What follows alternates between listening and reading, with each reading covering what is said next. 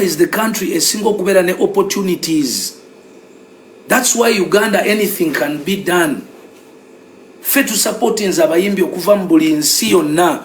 When has a Ugandan artist ever gone to any country and been supported and become a star? But every single Nigerian artist who has made it worldwide has come here before they are big, and then they get that big audience on the picture. They become big in the UK, they become big in the world. How comes it is not happening the other way around? Because it is the Ugandan who hasn't found the formula.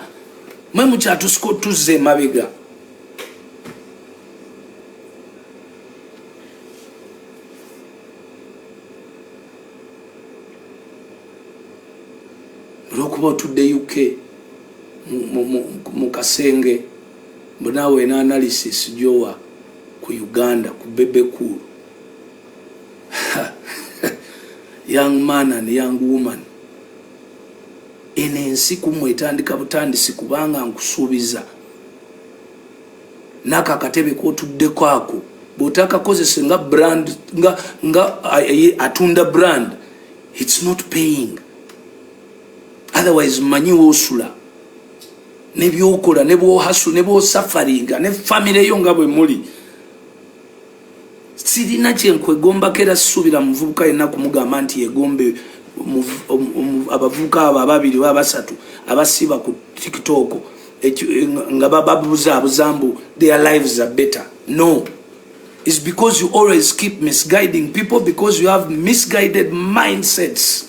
Mwe mukyala be Bungereza na America ngebitalo, oh my God, nonya visa. I respect everyone who went to Europe and America to work.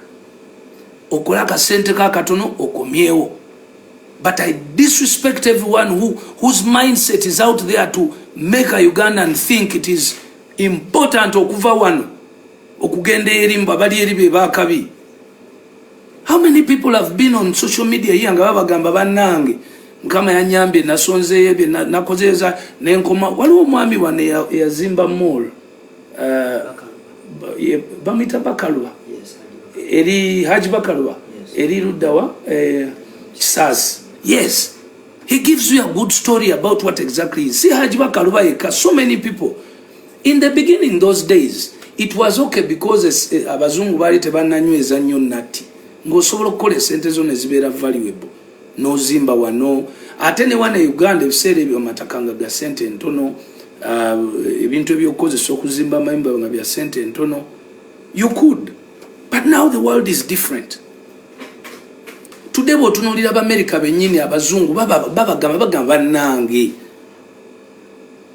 Africa is better than America, Uganda is better than UK, US, it is better. Naye gojja gamba nti ojja kumbuza ngoyagala kuleta mwana eno kusamba mupira. That is the petty thinking. Of course no muzungu bwe yajja wano yajja kubba nange njaga kujjayo nzibeyo kyenzibe nkizize. Naye nawe bwoba ogendayo kubbayo kyobbye ozeno, not because nti wasinga naye waliwo ekyokubbayo. Just like always the president says, even a fool can survive in Uganda. How do you tell me that's not the best place? Today President Traore mulaba kyalike Burkina Faso alwana na mindset z'abantu kwekyo ekintu. Third most selling gold country yakusatu mu production ya gold ANC. Ogamenti over Burkina Faso to go to America for greener pastures? Really?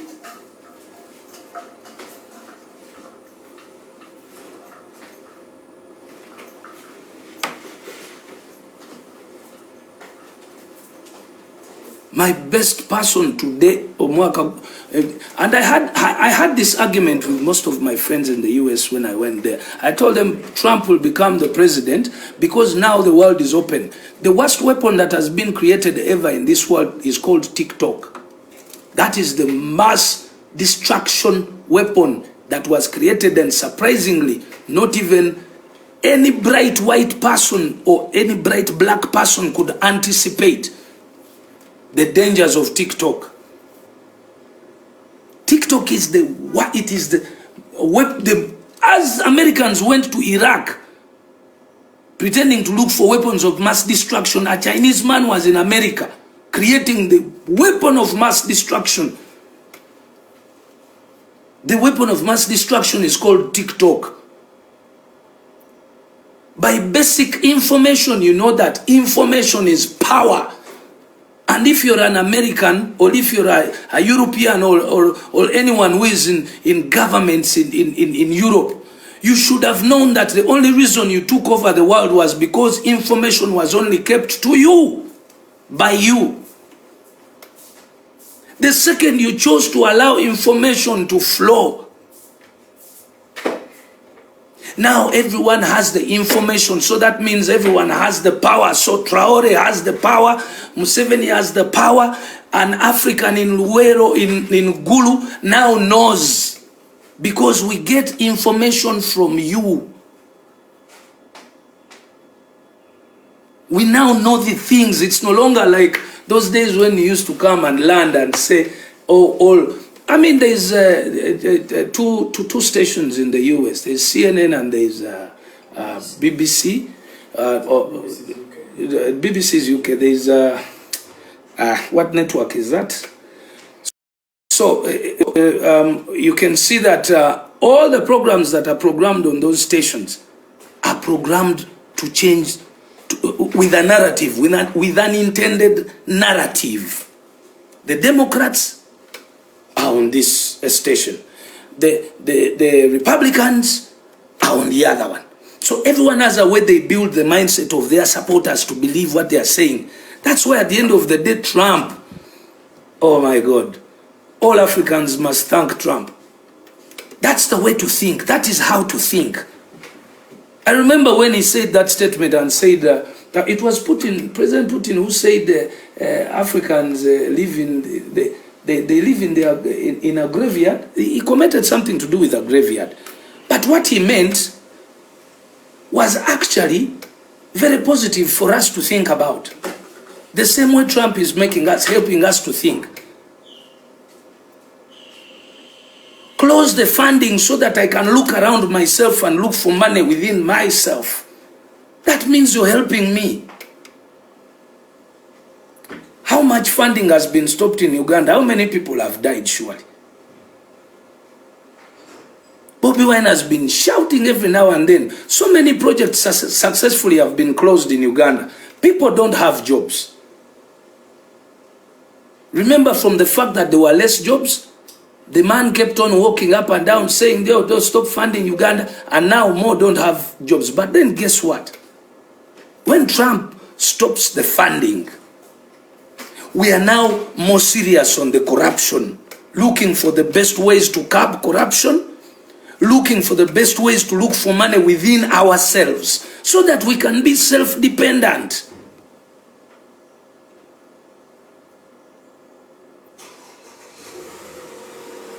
Kakati bw'osanga abantu abatasobola kulowooza nti ne statement gyenkola in music, or if you find people who can't think that even a single statement I make in music involves something, a narrative within the economy, political and social conversation within my head, I understand when you don't understand. That's why I say, ask, please ask.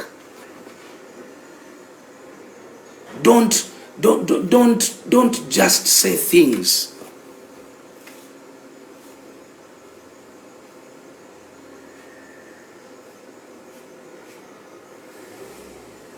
Some of us have been blessed to have the reason to have the opportunity to be close to leaders. It wasn't by mistake that I looked for my way closer to the president, or I looked for my way closer to politicians and these rich people and owners of the so-called radios.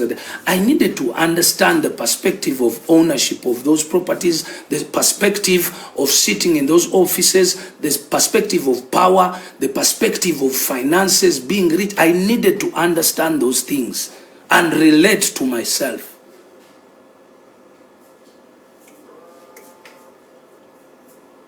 So when you come to discuss what Bebe has said, please watch. I expect the good thing is abantu abasinga okubeera important. Okay, abantu benali tutemu ensa abakola analysis, they hadn't said anything because I know they watched the whole 3 hours. They did watch the whole 3 hours, so they knew the context in which I said the statement I did. But only these ones who want to impress, we are opposition. Even if you do a good song, we don't like. Even if something good happens, we don't appreciate. We already know your opposition and we don't care. We will only do one thing, make a good life for you so that you can stay alive, live well. After all, half of the opposition people here in Abalim Parliament, they are as rich as no man's business. I only feel sorry, and that's why I support Museveni, because Museveni cares about the poor person in the opposition, because he knows that that person has been misled. Here you are following a guy who definitely, you see him kneeling down in Bazungu, yet the narrative on Africa today is patriotism. Oh my goodness. And you even say, Abadembazungu, and Nemukuba Nengal, really? Ngatemulaba Africa, your nego babazungu. Chokama muni mabega wakali. The likes of Nambos, the pretenders, just because they look for office. So, and this issue is political, because it is serving people two-way. If you've been to your politics, you've been serving a two-way, and I'm happy that things are happening that way.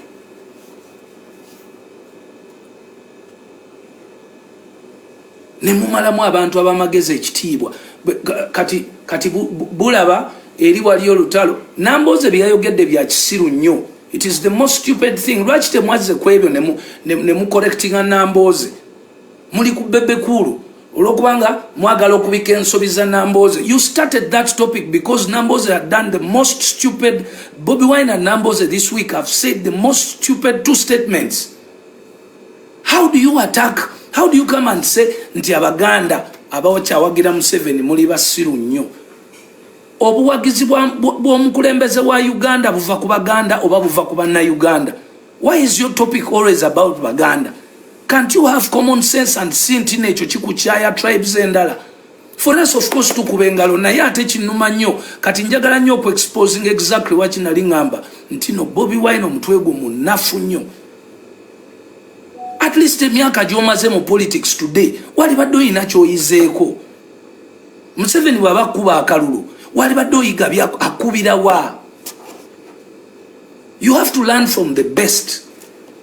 Bulijjo nange nenoonyamu ekintu ekigambo waayo oba kasajja nkawalana lwa music no naye n'obwongo obukalu nabo butukooya. That's why we are still stuck with the NRM. Gwe notamanya nti obukulembeze is not about Baganda. Otukyayisiza abantu bonna oyagala okuleeta tribalism eddemu abantu batandika okubanga batulabanga Abaganda. Tugenda kwesigala nji okula tukyukenga basobola okulaba nti tuli Baganda enyindo tuzisale ngoma zo tukyayisa. Can't you just learn that leadership is about every tribe, not one? Then nizileta Namboze mbo fe tusobola okufuna obululu Buganda region endala ne tubagana okulonda. Really? And you are a human being in Uganda here? Ye mwe abatudde mu bantu baffe wano mukulembeza.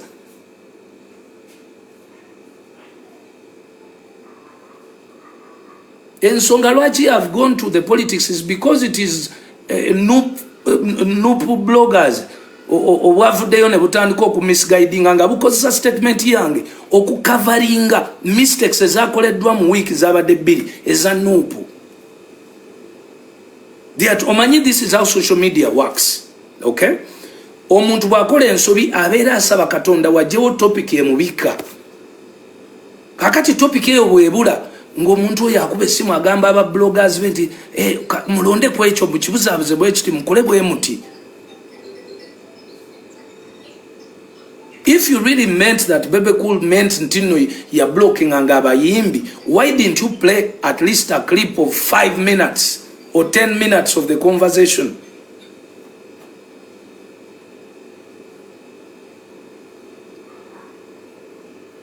You have lost it completely, you young people, you old people who are pretending mwemubulirira bana abantu.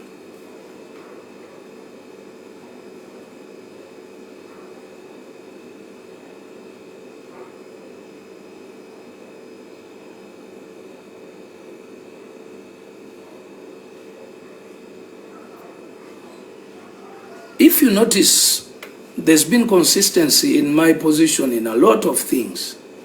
Ndi consistent politically, and I'm consistent on ebintu byembera mbulira. Nebo zijjayo tewabangayo statement iyo naje yali ekyuse mu kamwa kange. Kwanja nyensi yange. And I want people to understand. Ne music yono nalibadde namuvaamu mbabulira mazima, because I see where also a percentage ziri. Now that I know the music muzibu nnyo, ensendala zituleka, tewali muyimbi muto agenda kusobola competinga ku level competing bwako kati.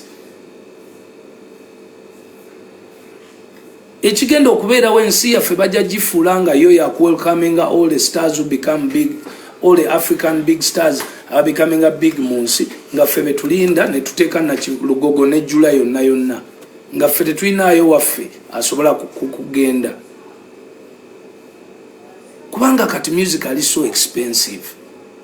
Kati bana abaana abata baliwo banakola batya albums zino n'ennyimba ezo tebasobola, balina kola kamukamu. Kati bw'oyagala Bebe Cool ate ku ssaawa eno nga yasobola okuteekamu ku kasente ate naye aveeyo, then kati industry n'atuuka ddi okolayo album.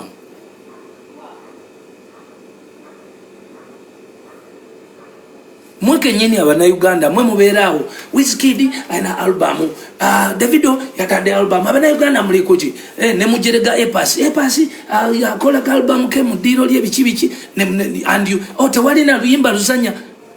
That is you. Kakati ate Bebe afunye ku send asobola ku accessinga funds esokola album ate bwagikola atenti oyo baganya bana atokuvayo bali badde yelwachi bali badde bava music nga bali legends nga simanyi Bebe bakwina record label. Who told you to make a record label? You just need to be old.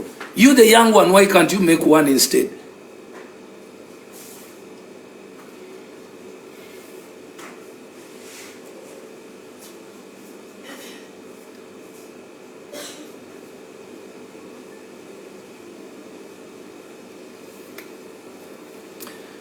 It is very, very, very important for you mwino okufumitiriza, mwino okuyiga okufumitiriza.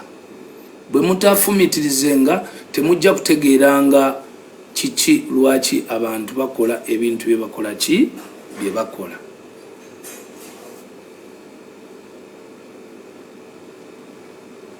Ate nabagambako dda nti obwongo bw'omwana omuto tebusobola ku digestinga bintu kwenkana bwongo bwa muntu mukulu.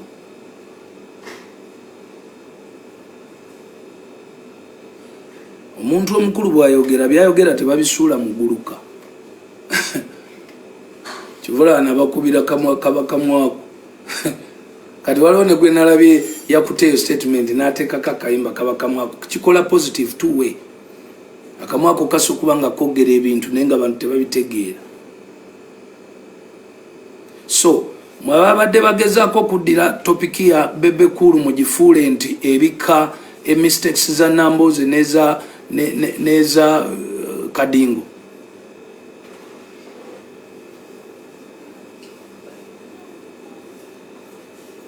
Sebo temujja kugubika waawo. Ate kumanya temujja kubikawo. Ekirungi nalabye ne kana akavubuka ke South Africa kakisekanga era today actually wembadde ndaba nenga actually ndoza mulimuko ku bantu abagezaako okutegeera common sense nga bayina bamanyi okufumitiriza. Kakiseka nkalabye kabyogera. That's where you should point. Actually nebajjo leero mulabye. Omanyi omuvuka tategeera naye ate naye leero alina amagezi. eyo gye mulina okuti muli mu nsobi temuddira byaffe ebintu ebigaidinga abaana why in this world would amaanyi gennina sisobola gatuuzaako muntu sisobola ekyo mu kufa kwange Allah ankole kyayagala sisobola because already nebenwana nabo banafu yenze nkyalina gwenwana naye musically no one. I'm doing musical wange like nothing. My job is to only support the Ugandan artists to see how far can we go. But the support is not putting ice cream in your mouth. You young people. The support won't come by smearing kungulu, mbukusiga kungulu. No. You need to understand it is even going to be tougher. Nalabye waliwo yakoze listi y'abayimbi mbu abaalemwa ndoza kati mutegedde lwaki mwalemwa mbu the big three mbu system illusion in your mind obunafu. When we prayed tubagamba nange kati ngenda bagamba ekintu maze emyaka mingi nga mbagamba kunjaga ambagaba n'enjaga eyo gye mulaba nze nagitegeera enjaga kyekola enjaga eyo erina element gyemaking omuntu okubeera comfortable n'olabira ddala ng'ogenza oli wakabi kati omuntu wakabi ayinza okukola oledi aba amanyi wakabi. Get me that from omuntu bw'obanga oli mu modi yegamba nti Rastafari oba olaba oline Katonda ng'otuuse oba tusobola kukola mulo oba tusobola kukola era bwekuggwako ekibeerawo kibeera nti oba oyagala kuddayo eri ewa Katonda wabadde atudde ng'ozzaako. I don't want to put names on this, but I have seen so many great artists in Uganda destroy their careers and their lives because of weed.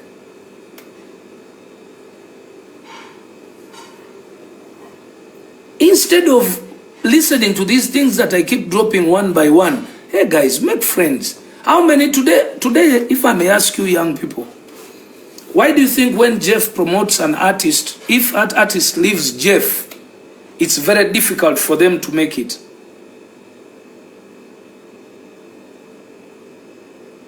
Why do you think so? It's because you refuse to understand what is Jeff's strength.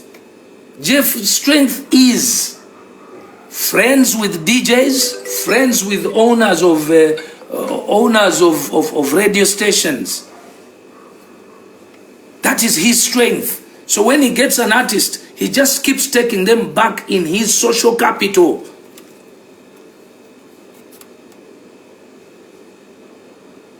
When he goes back to his social capital, when he has a new artist, he will tell his friends that stop playing the old artist. I'm no longer working with him or her. Play this new artist.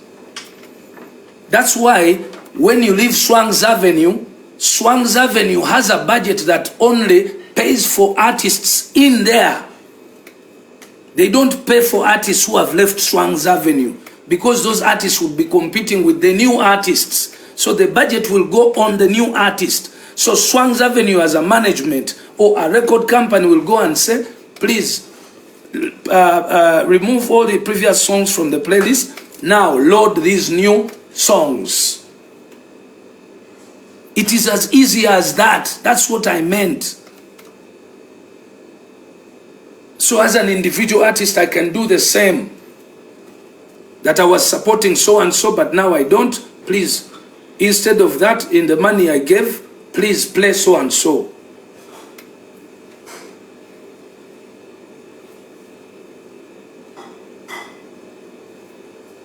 So I want you artists to take this as business, not as fun, not as a favor, not as... We are not in church, guys, because you're wasting a lot of time.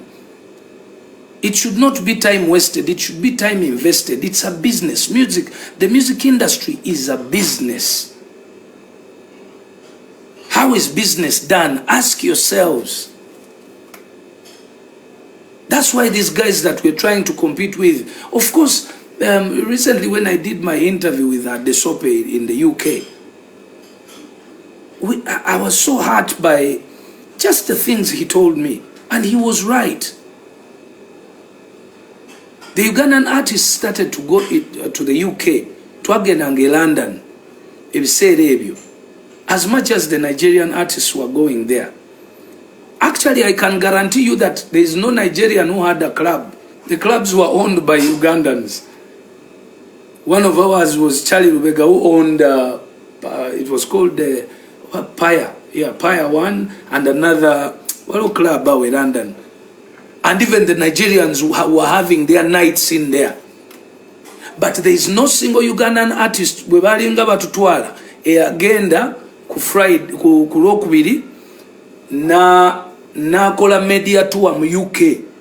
No, bwe batutwalanga ku Lwokubiri n'otuuka ku Lwokubiri olw'eggulo ne bakutwala mu ddiiro ly'omuntu ne bakwalira ne weebakaawo ne bakukima ne bakutwala okulya emmere olw'eggulo muka restaurant k'abana Uganda. Jukira ogenze kuyimbira abana Uganda naye ne bakutwala mu restaurant y'abana Uganda ate ne bakomyawo ne bakuteeka mu ddiiro ne weebakaawo. N'otuuka Wednesday, Thursday, Friday no performing ku Saturday shame. Ate olumala okuperforminga nga tiketi yo olinnya ku Sunday n'okomawo Uganda. Nga basically what has happened is ovudde Uganda mbana Uganda n'ogenda London n'otukira mu nyumba y'omuna Uganda ne weebaka blanket y'omuna Uganda n'ogyebikka n'ozuukuka n'olinya ku stage n'oyimbira omuna Uganda n'osituka enkeera n'okomawo Uganda. How do you become international?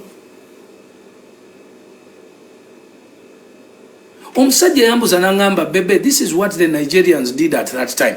When they had a show here in the UK, they came in a month prior. And then they went to every possible radio station that they could be given an interview, and all possible clubs. Nga bakubamu 1 minute nayogera ngenda kwera ne show yange wano nakubayoka ne even MCs and DJs could nga babagamba, you know, we have so and so, he'll be performing on this date on this venue. Bone ba building kati agenda kuita mu mabala nga 100 before his main show.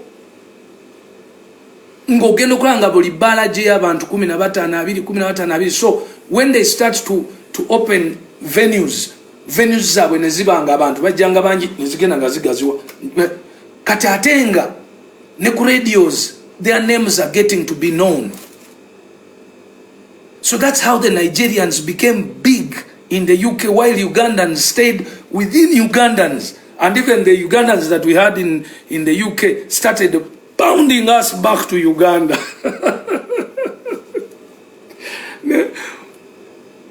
And yakuwa business class oba toyagala lekayo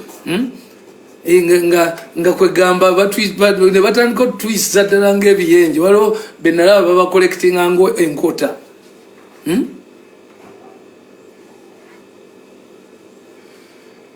We should have gone to the UK. If you have a show there, go 1 month prior. Promote your music in different clubs, in different Nigerian restaurants and bars. Move here and there. Do a few clips here and there. Spend some time there. Nigerians spend 2 to 3 months when they are there.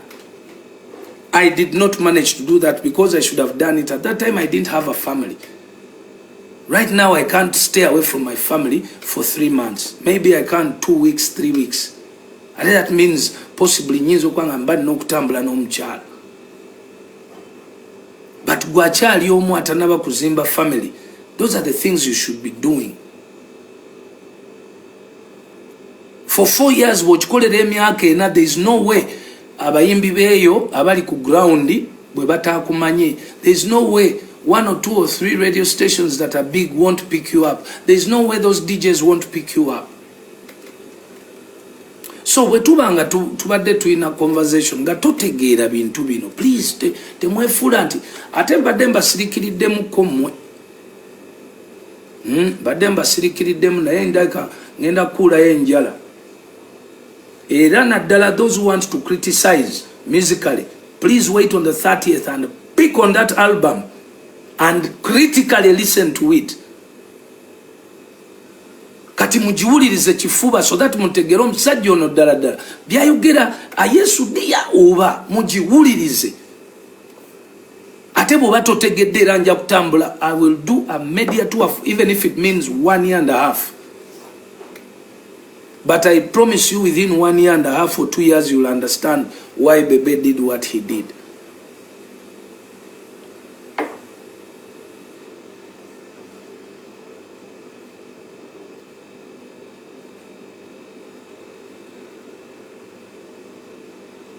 Nze mujukire nze sagala bya bampane.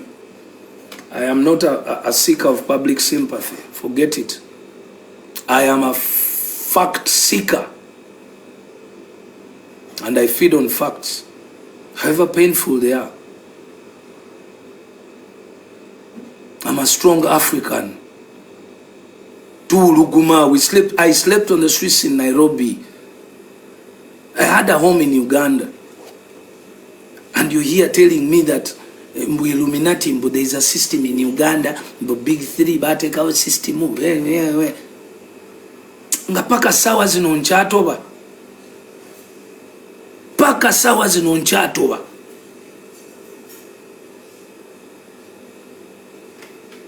Sagala kwasabya ama. Nina bingi nnyo bye mmanyi nze myaka gino gyonna gye tubaddewo.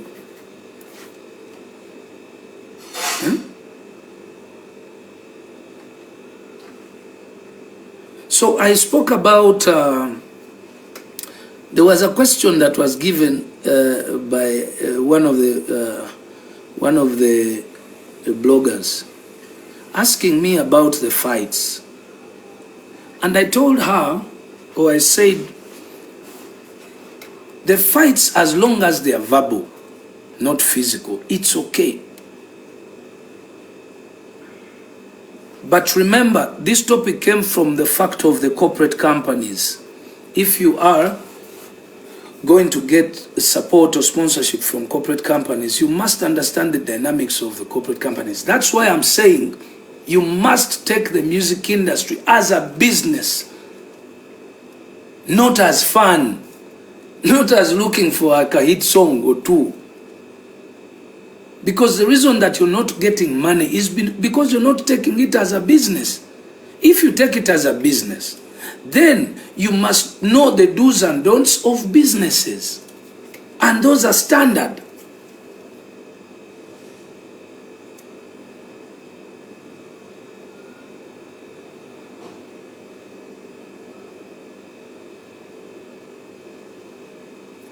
Those issues are standard. Bojitwala nga business omanya corporate companies okurelatinga naawe. Oyina okuba nga oli muyonjo. Yes, zifubye okutusupportinga despite, because the jungle world that we came from in Nairobi, we came nga abakongo batukubye nnyo, we came nga tulwana ne music w'obweru waba Jamaica wachi ne babeeramu ne kabambi. Ate n'ebiseera ebyo abantu ba Uganda bali tebanategeera nnyo ku analyzing na ku scrutinizing companies. For example, I'll give you a good example. Singa omuyimbi omwavayo na attacking abakazi, the person of a woman, gojo kigezeko ng'oli muyimbi, or attacking the person of a woman. Attacking a woman physically is different. It's also very dangerous, but attacking the person of a woman, okuyisaamu abakazi amaaso, olaba onaafunayo any company eri kusupportinga. Ane mwepanga, you don't want to learn. Go chigezangako. These companies have codes. So what I meant was, you can do the fights, but the fights are verbal. Oba nchogera mu luzungu, kanchogere mu Luganda. Ndoza nantegeera bulungi. Kwanga bambadde ndozo obadde nchogera mu luzungu. Mu Luganda nategeezezza nti okulwanagana kulyokenga kwa bigambo. Nti okuli physical si kutuufu. okuli physical mujja kufa ebintu byakyuka n'abagambe nti kyovola banze nagenda okulanga okuli physical okwewala nenkola board nenjiteekako nembeera ne bakobura kakati ng'omuyimbi oyo eyansumbuwanga okwagala okuleeta physical yagenda okulanga ye mutono nnyo n'atandika okutya ng'alengera wali bagayi babeera bajjudde ziboodi abagayi n'abalumba ntya n'abipowa ebyokulwana physical n'agenda mu palapase n'agenda n'alwanisa ba DJ ng'agira ba DJ baleme kuba nnyimba baleme kumpa microphones mu clubs era nze okuyimba mu governor kyali nga kizibu nnyo okuyimba mu box ya governor edda twai nga okubeera wakabigo olina okuyimba olina okufuna omukisa n'ofuna instrumento mu time saa 8 ez'ekiro ne bakkiriza okuyingira mu DJ box n'oyimba naye kati ngenda kikugamba nti omuyimbi oyo ya closinga ba DJ nga sirinawo empita kuyingira kajjaako oli wano mbuulira mbo system eyo gyoyita system kumbe musajja watu yali yerwanako nememuyitako. You have to understand you play your best game. Nchiddamu kibagambe ekyo temugenda kigaana temugenda kijjawo bwe kiri.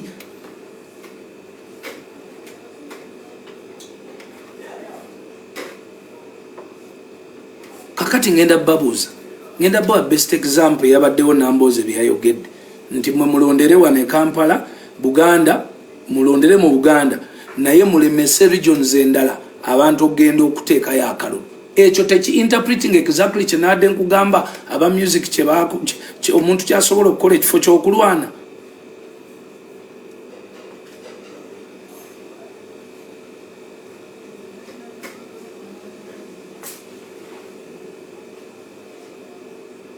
Okay, let me speak English. Maybe I don't want all my international people to get lost. Because I see they're asking me to speak English, indeed. So, my fellow Ugandans, let us address things. Let us sit back and think deeper. You stop thinking that we don't, because you stop disliking Bebe Cool because he supports Museveni. Can't you see that his life is better? Is better than yesterday?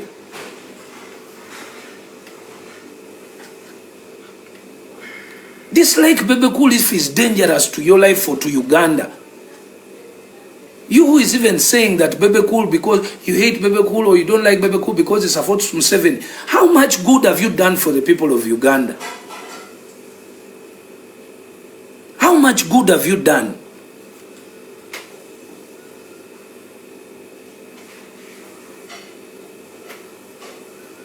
Instead of teaching people how you've made money, how you've made a good life, you still want to keep Ugandans who are poor behind the line of poverty so that they can keep voting for you. Because a person who gets money does not waste a lot of time in this nonsense. I remember the first time when I had this conversation with the president. I had a very deep conversation with the president in Rajtura. But before my meeting, there was a meeting with some very, very big people, very big ministers, there were many. And you know, at that time it was immediately, we had been done with the elections about 2 weeks. So, I had him making a very big argument because I was seated just next. I get the opportunity sometimes to sit close. And he was telling these people that I don't want to hear political issues 1 month or maximum 3 months after the elections. I want now to focus, let the people of Uganda focus on economical issues. But I can promise you it's only in Uganda where someone, a politician on the opposition, wants to keep people discussing Museveni for 5 years until the elections. 5 years! Okuva kalulu kalibwe kagwa. From the last election, The opposition wants the people in the opposition to stay discussing Museveni for 5 years.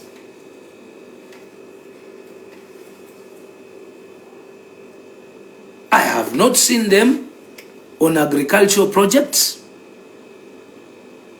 taking them back to the constituencies. No, because they tell their people that those are government projects, you reject them. I have not seen them teaching people, the people on the opposition being taught PDM. No, because they don't want to get that little money to help their homes, because the credit will then go to the present government. They want to keep you in the behind the poverty line, so that that vote is not misunderstood, so that the member of parliament stays in parliament for his job and his salary. Kino ngenda chidda mu Luganda kuba kijja kunuma. I have to speak this one in Luganda. Naliko Lwakitura nga tumaze akalulu, president nga meetinga waliwo abantu abanene bali ba ministers wa MPs biki, naye nange nali nzo mulaba nentula kumpi nemuwulira nga abagamba nti saagala kuwulira kintu kyonna kikwatagana na politics omwezi gumu 2-3 oluvannyuma lw'akalulu. Njagala kati emboozi efuuke sente, kukola, kuyigiriza abantu kino nekiri. Nga kyali agamba nti kiri very wrong and dangerous and inhuman okuyisa abantu n'obayisa emyaka 5 ng'oli mu kubalingiza politics mu mutwe. Banaakola ddi? Banaayiya ddi? When will they work? Or when will they focus on business? That's why you find all Ugandans now, everything that happens, they interpret it politically. Even their own mistakes, they interpret them politically. I swear to the living God, most Ugandans who left Uganda to go abroad, you check in the embassies the reasons they were giving. Visit, tour,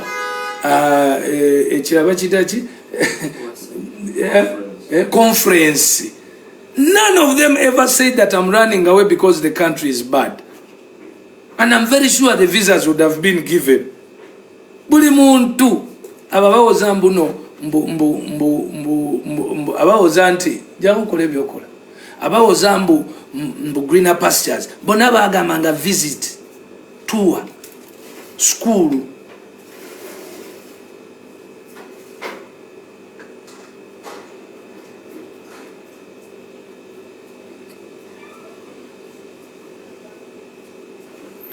Naye mazima gwe nobeera Namboze, gwe nobeera ono naddala ono Semujunganda mirundi emeka gy'ogenze mu constituency yo no twalayo PDM program nga ate ddala PDM omanyi nti esobola okuyambako bw'oba katugambo mu constituency yo ina abantu 10,000 ne bwe yali yambyeko abantu 5,000. Mirundi emeka gy'oyise meeting n'oteekako abantu batuule bafune miliyoni 1. Okimanyi nti nno 8 ku 10 Abannayuganda bonna, oba lese tuli miliyoni 45, naye miliyoni 4 ag'Abannayuganda buli muntu bw'omuwe miliyoni bw'abanga abeera mu byalo asobola ogikosa n'akola ssente. Miliyoni egi emu. Mfolo wenze president nga atambula nga akebera enkoko, embuzi, akakasolo k'eggwanga kesijja kwogera abakalunda nga bonna capital kakadde. Ye bannange mwe mukimanyi nti no mu Uganda half of the Ugandans, ekitundu ky'Abannayuganda basobola okusurvivinga a week ku mitwalo 3 wegit. Oba mukimanyi nti mu Uganda mukyalimu abantu ng'asobola okugula emmere ya 1,500 oba 700 shillings a plate of food in Uganda today. Nti omuntu bw'omuwa omutwalo oba omuyambye ennyo oba mwe mulowooza byakusaaga.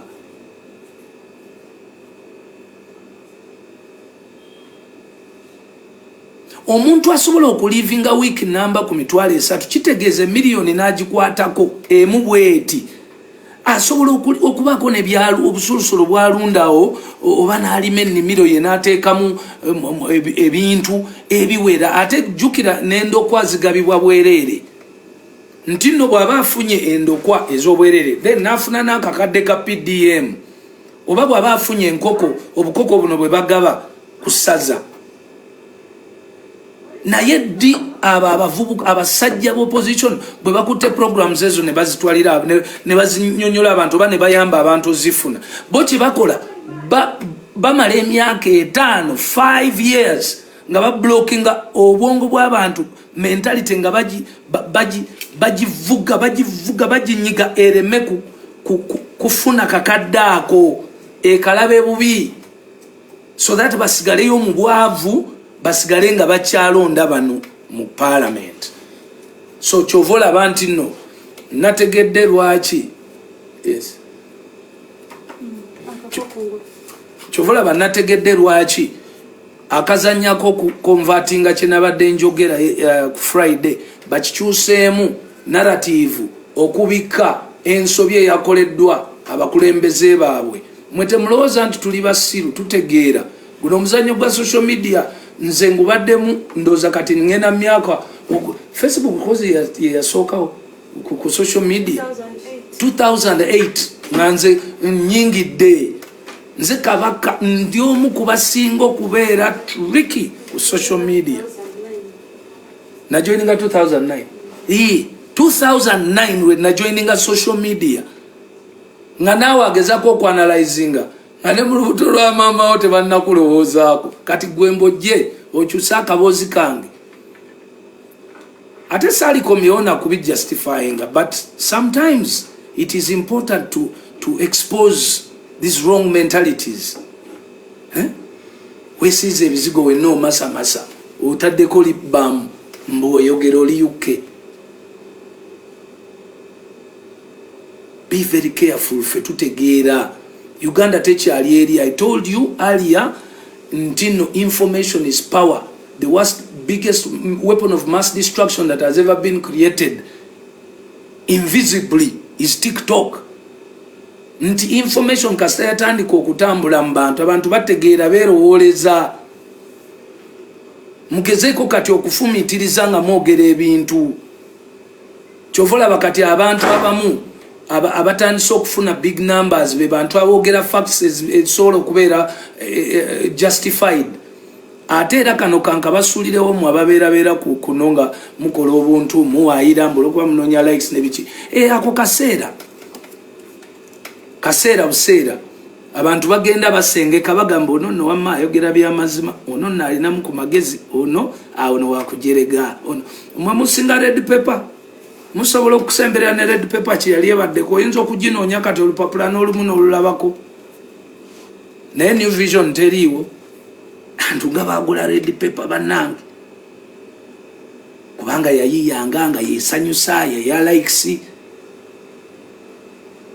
naye kati new vision si ekyayimiridde ne monitor because bafumitiza because bawandika facts because you can survive a bit here and there. We can understand you, but don't overthink until you have made it beyond the world is you can say what you want. No.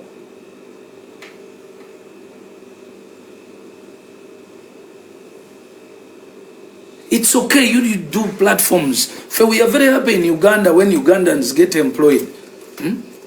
Noliyanga kasuko bafunayo 10 oba 2 omwezi. It's okay. Your government tiyali ekwagaliza getting paid. But you have to be very careful how long. Kaba bana kutegeera nga tobeera na facts, gobeera mu byakutta bulamu bw'abantu, oyogerera ono kiri, oyogerera oli kiri. Better fact checking. Ogaye audience yange njagala kubeera nayo paka ddi. Oba bwe naagenda nadda wabananda babatya. Banantwalira mu kifaananyi ekyo kye nakolanga.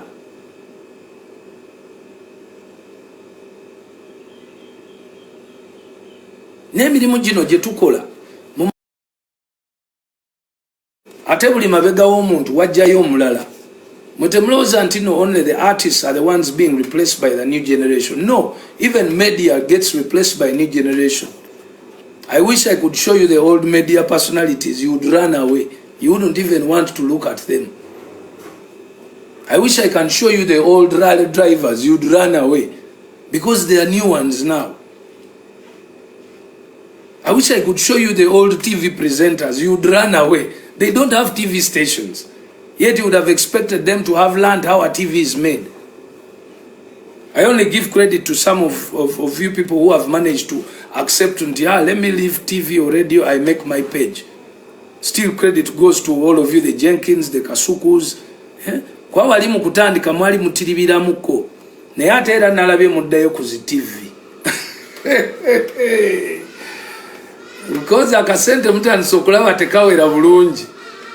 The reality will keep pushing you into places. You must do things nga mweke nenya mufumitirize olugendo kubanga olugendo si lwangu. Sibugenda kuba lwangu.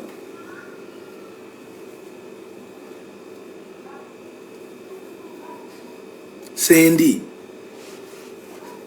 nzendoza kugoba yakuwa ekubo concept je wali badde okozesa baje mwali badde nga mukozesa nti wagoba ku radio ngokole hiyo radio ningo kosa concept esigala nga abawuliriza abo tebali kuchawa kubino bana Uganda balungi bakyamuka bafollowinga bwe bamala zwinga bagenda naye bw'obeera nga olina content ate bana Uganda bano bazibu nnyo. You have to be very careful with Ugandans. Bawana, they can uplift you, but they wake up one morning and see no value in you, and then that's when you can understand that this world can pounce. So misinforming people is a wrong thing on social media. But anyway, everyone has his format. You know ya Rugambo, yoli ya kuwairiza, kati mwabawairiza. Be very careful. So, I want to njagala kufuna yoko ku bantu nyumyemuko. Ebo sagala kumpa babulijjo abange. Njagala ompe randomly oba olabako ab'obukofiira obwa ready oba olabako baani. Njagala just normal people to have a chat. Please bring ate njagala nga oli video nga alaga face sagala omuntu atalaga face. Don't forget that my album will be coming out on the 30th of May. Break the Chain will be coming out on the 30th of May. It's a very, very dynamic album. It has so many genres of music. We've taken some good time to do it. So it's going to be, it's going to challenge the thinking of the people. Mm-hmm.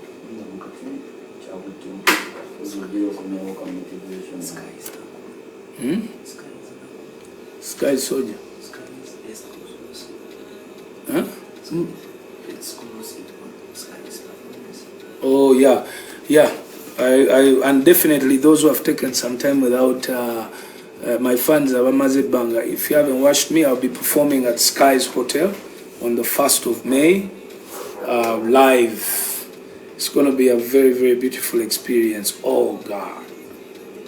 It's been a while since I last went live, and now I'm gearing up.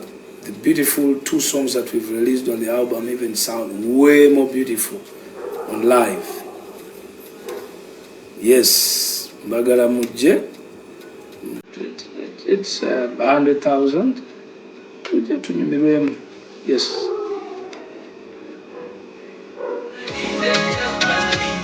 Yes, and I'm going to invite, based on what we have spoken about, you can ask me anything.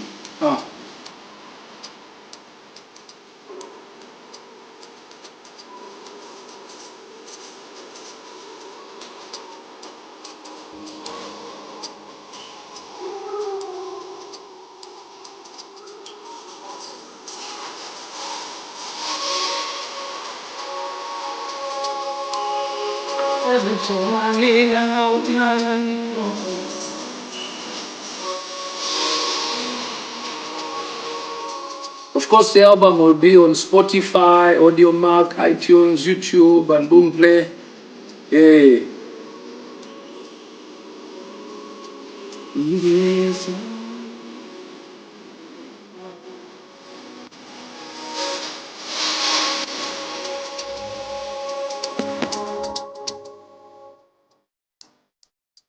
Yes.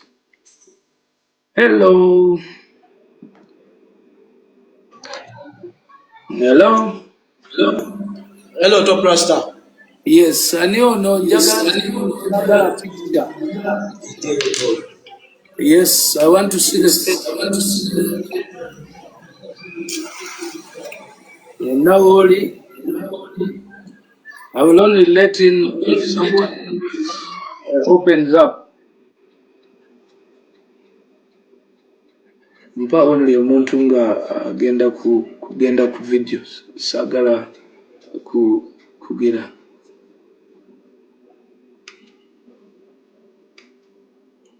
Yes, please, if I'm to accept to talk to you, you're going to have to put on the camera so that in case omuntu akoseza very dirty language face ebefunibwa. Oba reasoning obubi totya bakulabe nti nawe reasoning bubi. Oba reasoning obulungi bakulabe nti reasoning bulungi.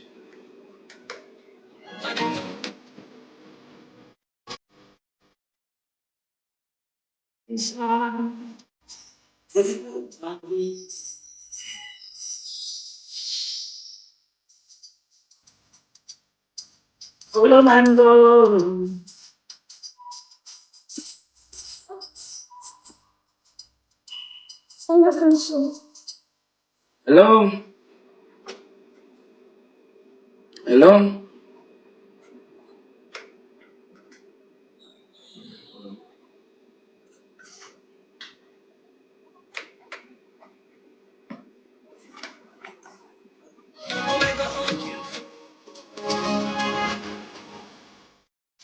Hmm?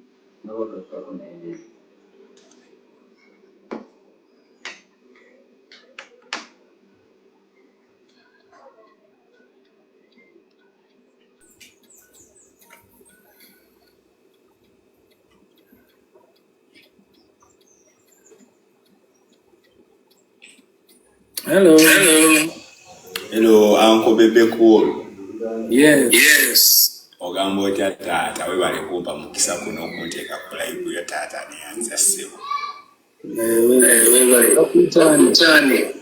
Bampita kutunda 256 wa mukalakasa ssebo.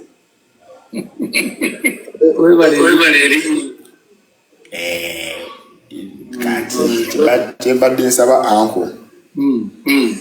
Badde nsaba taata oba osobola okumpayo omukisa muni nkuteeka ku kimukalakasa kyange uncle.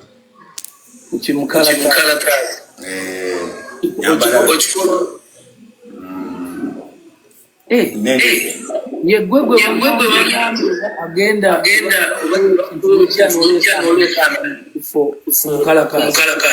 yenze taata.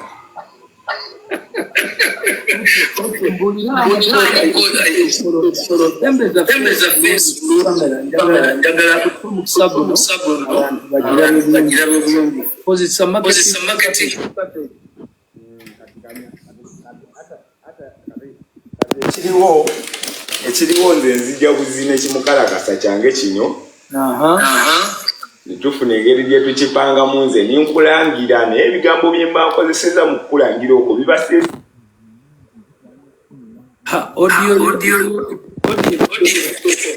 Ngamba taata nti ebigambo bye nkozesa nga tuzannya biba sensitive nnyo nti bisobola n'okkuluma kale mba nnangira nga bw'onalangira omuntu n'omugamba kino Uncle Bebe cool ennyimba zo z'okuba ennaku zino biriwo ebitiriwo ebiti kakati tubadde twagala okyuseemu bwebityo mbeera ku negative sisobola kukuwaana oba kugamba nti kino ne kino maŋŋamba Uncle Bebe cool naffe tukwegayidde tufunireyo ebbaala oba ebbaala ya bikazi nga buli lwakusatu tukiika ne tukwata ku bikazi ensonga bwezityo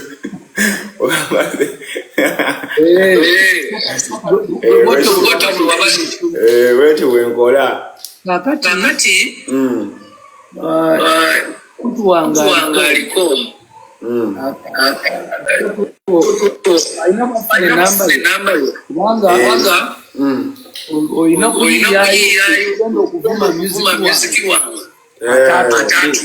atatunde wetu wenkola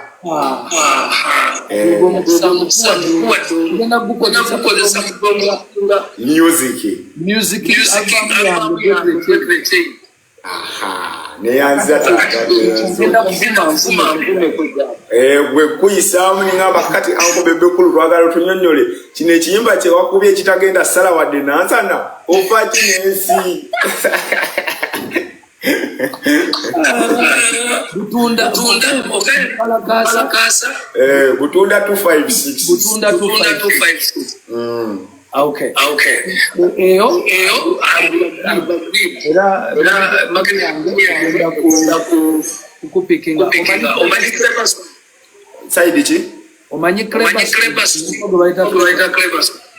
ni badde simumanyi taata enamba yange sogisoma taata zisomewa diwandi kale some Yuandi. 074 85 95 074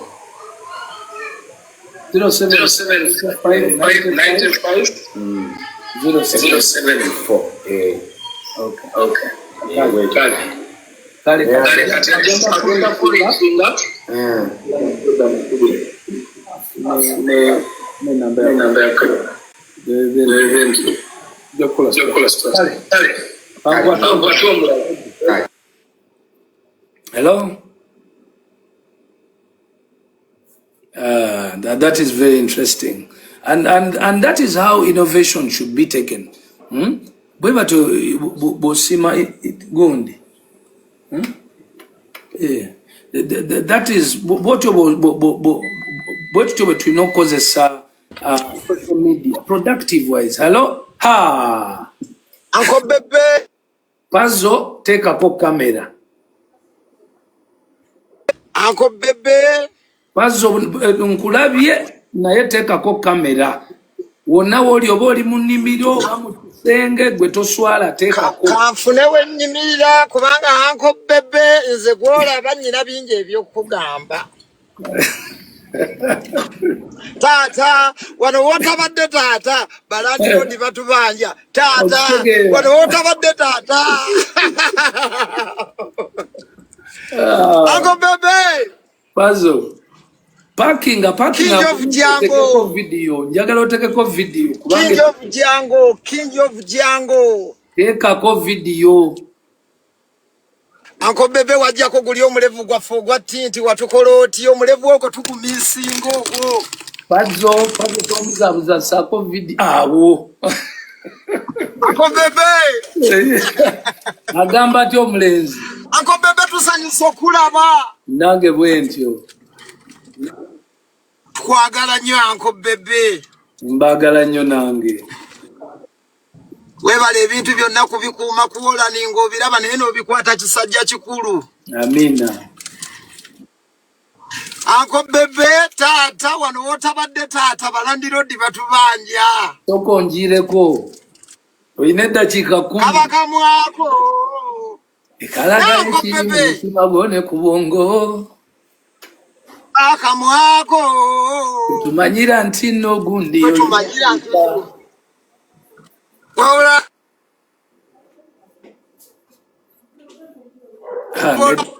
Wanji? Banja byonna bikoze weewumulire kimala. Lwaki weteeka ku pressure y'ennyimba? Kikyota tuyimbidde ssebo. Anti munnange bw'ozaala. Muzeeyi. Osigala olabirira. Nkiraba Uncle Bebe. Naddala ng'abaana tebannaba kuwasa kuva mu nnyumba. Kaakati kitegeeza olina okusigala ng'okola. Muzee. Mulimu gwe nayigo gwasooka gwali ogu. Gumu. Baguyita kola ki? Kuyimba. Muzee. Nga gwe gunsasula, gwe gundiisa, gwe guliisa naki? N'abaana bange. Asembayo alina emyaka 8. Nino omuntu wava mu university. So sisobola kudda ku mbibawadde byonna biweddeyo kakati ngenze olwo omwana wange ali ewa asoma atya. Yogamba Uncle Bebe okyatukomerera endongo twesibe bbirizeeyi. Ato totumye wesitukidde. Uncle Bebe leka naawe tubadde tumanyi nti amaanyi gagenze gakuggwa gwate kiki otayimbye.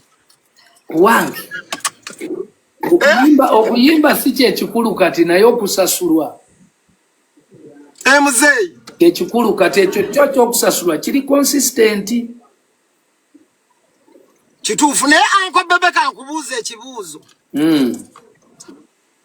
Wama Uncle Bebe omanyi banaye tetufuna mukisa kulaba. Naye kankubuuza ebibuuzo byange. Uncle Bebe wakubako endongo y'ekiveera. Ogimanyi? Najikuba emyaka nga 15 mu kariya yange. Endongo y'ekiveera kabazira kiveera. Ate nga nze nkiguze n'okigula. Nga nkisiba ne mu bifo ne ku myalo gye bavubira gye badookinga nagenda eddolwe nabagisa n'eryato eryali litusse.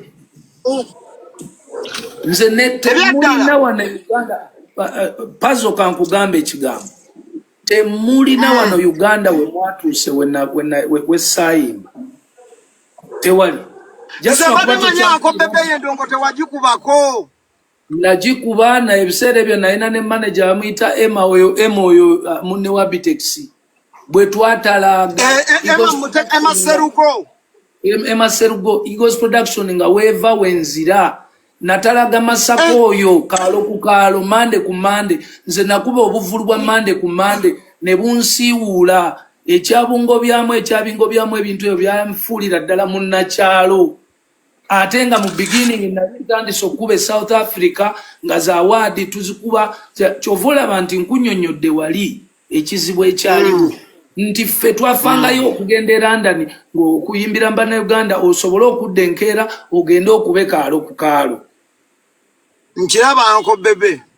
Eyo nze nsobola okuwa emboozi abo bonna Baroni Mutabazi Bareema nabatwalanga mu bintu ebyo twali tufiiridde ku mazzi ago g'olaba.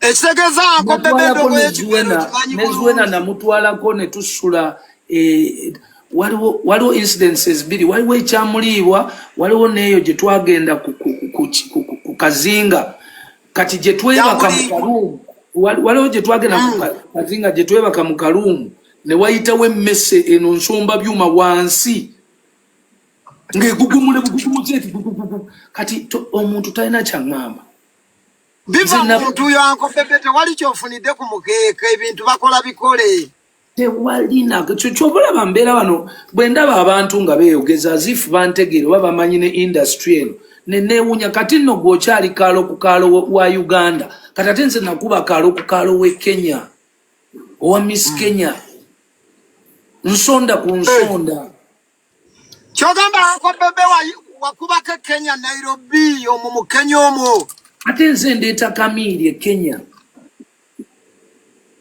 bwe yatuuka bwati Kamiri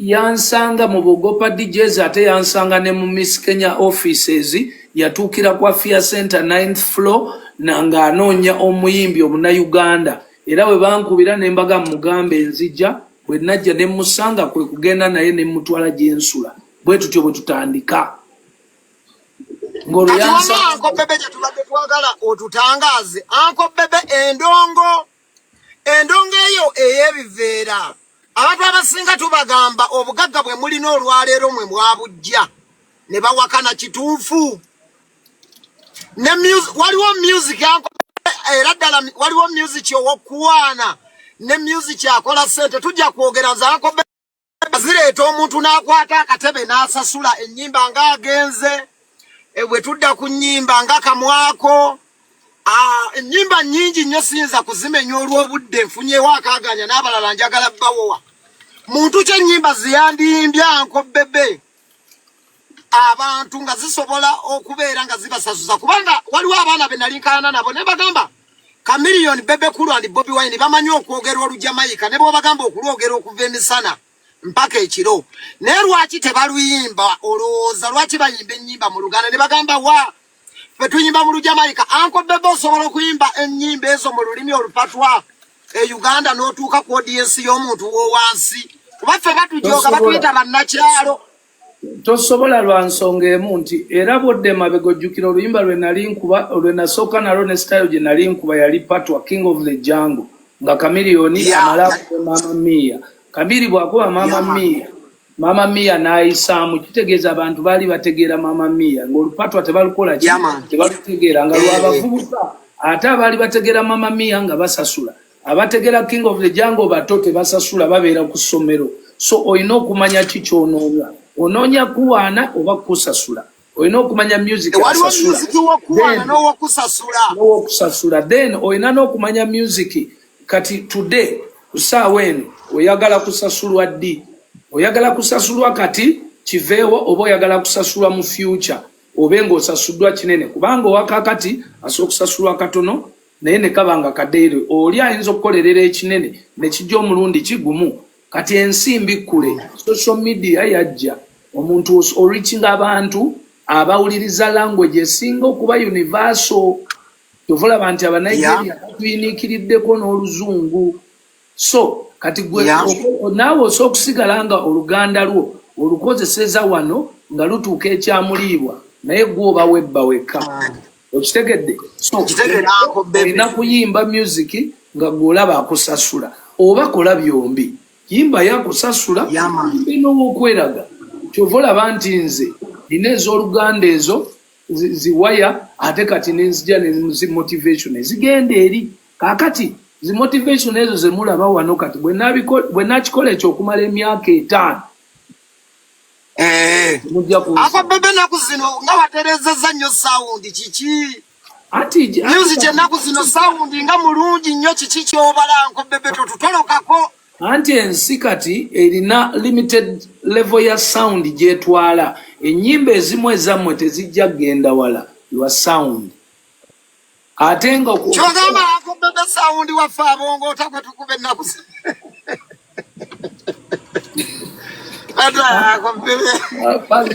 Pazo sound wa mabongo ennyimba bazijjako nga ndaba kyogamba Anko Bebe tetugenda kusala yadde olwakaka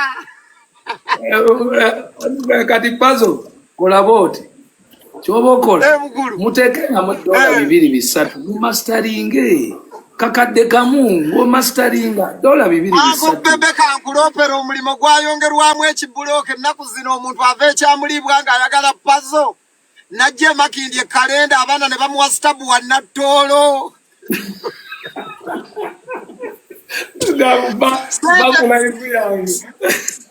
sente opromote omuganja kuyimbira nnya olina muga awo yaseera ngenda kuwa abayimbi 6 ku miliyoni nnya kati olowooza lwaki nze sikyalabika kubanga era kyekyo kye bakola Anko Bebe bangamba mbu olinga talina ndo miliyoni 10 no Anko Bebe ne bagamba ebana ya Anko Bebe era nze tojja kundabako wantu okujjako nga sente omuntu ansasudde ate era wengenda nemperforming making sure nti abantu bafuna value ya miliyoni ezo 10 ku 15 as simple as that waliwo ekibuuzo kye nawulira oba kyali kituufu naye naye nakirabako bangamba Anko Bebe ngo namusitula facilitation yokka na accommodation eyo yereeta liri Pazo okuyimba ewoyima facilitation yako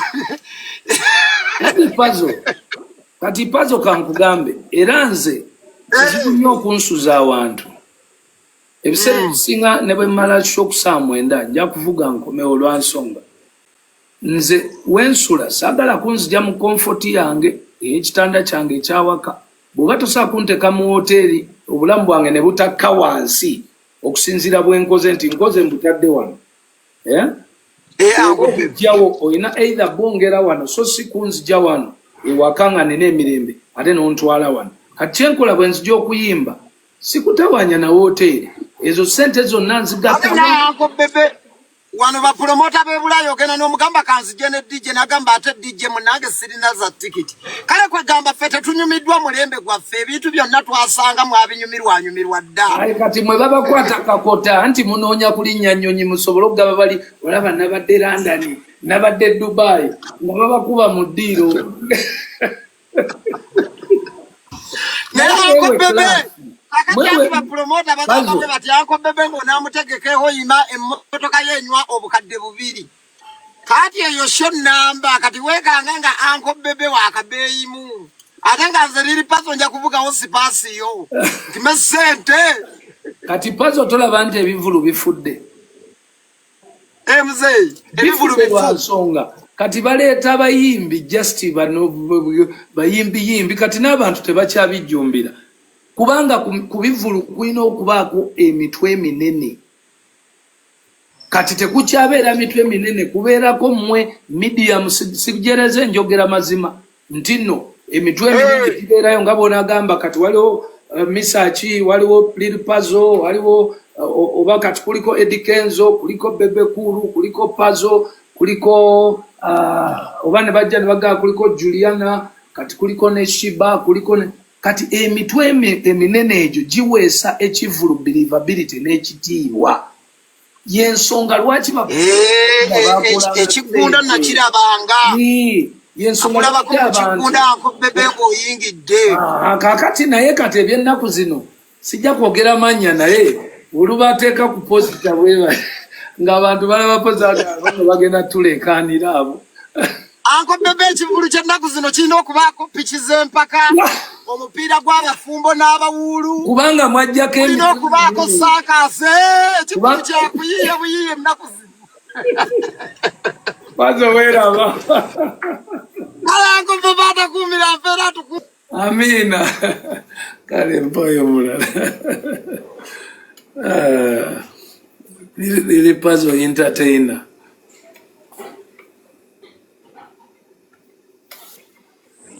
Hello. Oh. Hello. Hello. Obakat. Who's this? Timo. Timo take a camera out. Andeko kaka satumali. Timo chono.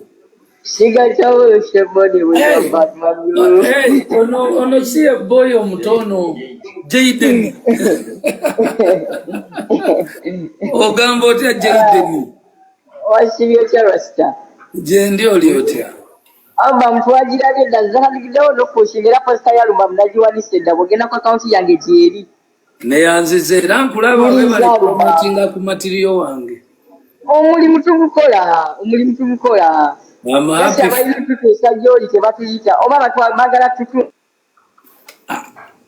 Kati baino kuyitera musoga agenda akufunira enamba yange musoga ajagikuwa. Akulete nze njagala nnyo okubeera attached with people who want to work and who want to work with me. Njagala nnyo abantu kati opportunity bwe baweeri jangu Uncle Bebe kusembeze mu bantu nawe ogende ovube. Yes. Anyway, I got some connections. Waliwo omukyala gwe nagwako nangamba nja kutwala ewa Bebe Kulu kibiki. Namukulira esimu teyaddamu gikwata nenga ate akoze atya. Nembesonyiwa. Nembavaamu nengamba rasta nja mwekwatira. Kakati omanyi Kleberson? Nedda. Oba Musoga Eclipse owa Gagamel TV. Mumanyi Musoga. Kati Musoga ndaba wano ajja ku muwadde olukusa ajja kundetera next weekend. Okay. So personally, I feel to music, motivation to amulabye. We've seen a lot of music. The diversity of this music is changing. Instead of being able to katena kuzola bagabe kulageza ko kwa Afrobeats release abadde takola. Yes. Letuddamu letufuna ku Bebe Kulu yayimba mu love you every day. ye mukulu gwe tulina kati motivation oba gwe tulina mu circumference. So we love the work and we appreciate era nga wetuli okulaba nga kimu kigenda mu maaso. Omanyi engeri gyendo kiruddu mu ddwaliro obudde bwakoledda. Yes. Nina bwezizo olabako. Nina bwezizo olabako wano senga wange yabaddeso. Okay, kale mutulabire kankwerekereze. Kale katumusabire abe bulungi. Kale boss. Kale. Njagalayo omuntu nga alina ekimwokya. Kuba sagala nveewo ate bagambe ate kino.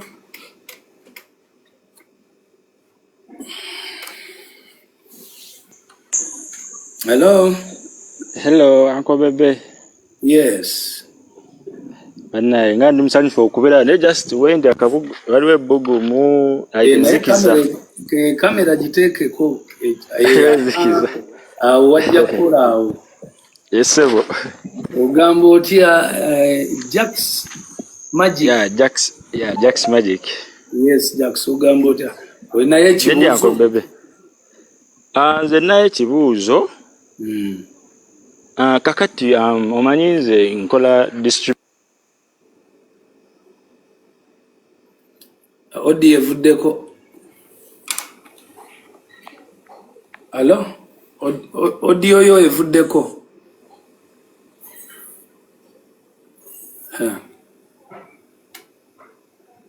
Odi evuddeko. Oba mpulira gwe ze sikuulira. Adde ojja kuddamu omuleeta.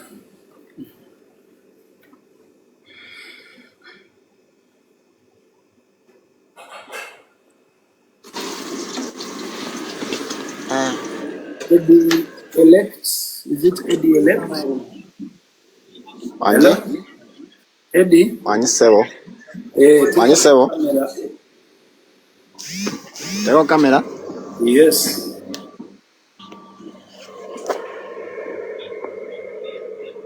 Teka ku camera Eddie yangu. Ntadeko. Sebo olina mbuliri ogudde eri. Ndikucheyo. Okubidde wa? Ndi Abu Dhabi. Ndi Abu Dhabi. Egamba kya Abu Dhabi. Tewali.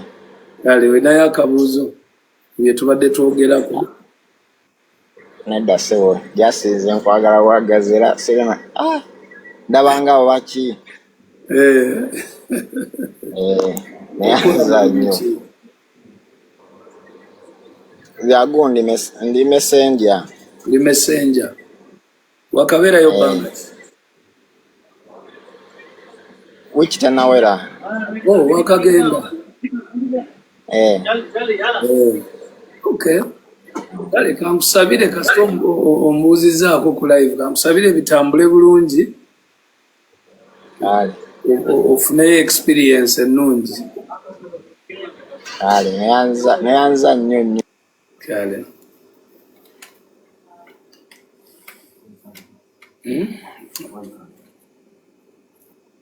Linda.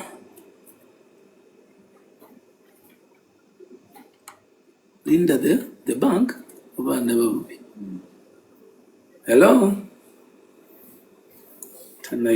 Hello?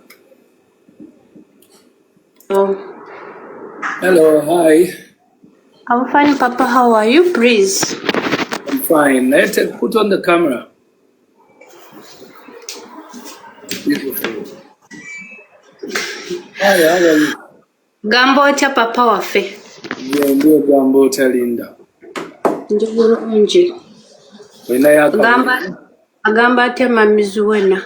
Mamizuwena jali mulungi. Alhamdulillah. Yes. This abuzo jasinze buli jonzi jakubuzaako. Kale webale kumbuzaako. Omanyo nakuno. Lulinda kola live. Tukumisinga wane Dubai. Oli Dubai nawe. Ngenda kuje Dubai eyo. Never nabanze genda kula show. But I will mention I will get a place where I will meet and greet my fans. Just meeting up with you, we'll spend about 6 hours together. So it will just go only Dubai. Well, I'll be coming there for some business. Since I'll be there week, next meeting with fans over the weekend. It's okay. Okay. Kujakwaniriza sebo. Ne visa nze nzikola. Amina. Yeah. Kale, thank you. Hello. Nze nzirako. Era sebo goli ku mukama waffe. Wagwan Ras. Wagwan. Naye tekako kamera. Kuva bbiri gumu. I've been your fan. Glad to speak to you. Thank you. I'm based in South Africa. I want to see your face. Yeah, I'm coming over, don't worry. Usitu umefika wama ice tumekula. Wacha watu wote waliye bebe kula. Wanakula nini? Wasichana wote. Alafu wanaume wanataka uniua. Hata wajui ya finimini mnoma. Jo, skills kintu moja. Leo atawachawa paka mtu apaka oma. Aha. Alafu kila mtu wapa atasema tebajimanya abo bagambi. Tebamanyi nti gye muli bwe njogera ku silent majority baloza mbansaga. Yeah, this is Kim Jakana from South Africa, Santon, straight up. Nice to speak to you, Mr. Bebe. Cool. Thank you, thank you. How is South Africa? South Africa is great, man. Last time you were here, I wanted to see you. I wanted to pull over to catch you. Yeah. But I don't know what's up with you. Wherever you come, you're always with a few guys, man. No, it's not that I'm with a few guys. It's because I'm always on a very tight, short program that always has to do with recordings and people. The time I get when I'm free is very little. But then from today onwards, we're just South Africa. Kim Jakana, you will ask for the name Kim Jakana. Kasha manyi kwali ate mufu. Sinza butakulaba sebo. Etuni jenkubye kiba kitegeeza. Long. I know. Long. Glad to speak to you. Sorry, my car is going off. I think I should switch on the lights. Hold up a little bit. Yeah, Ross.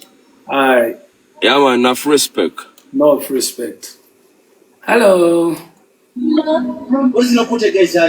How are you?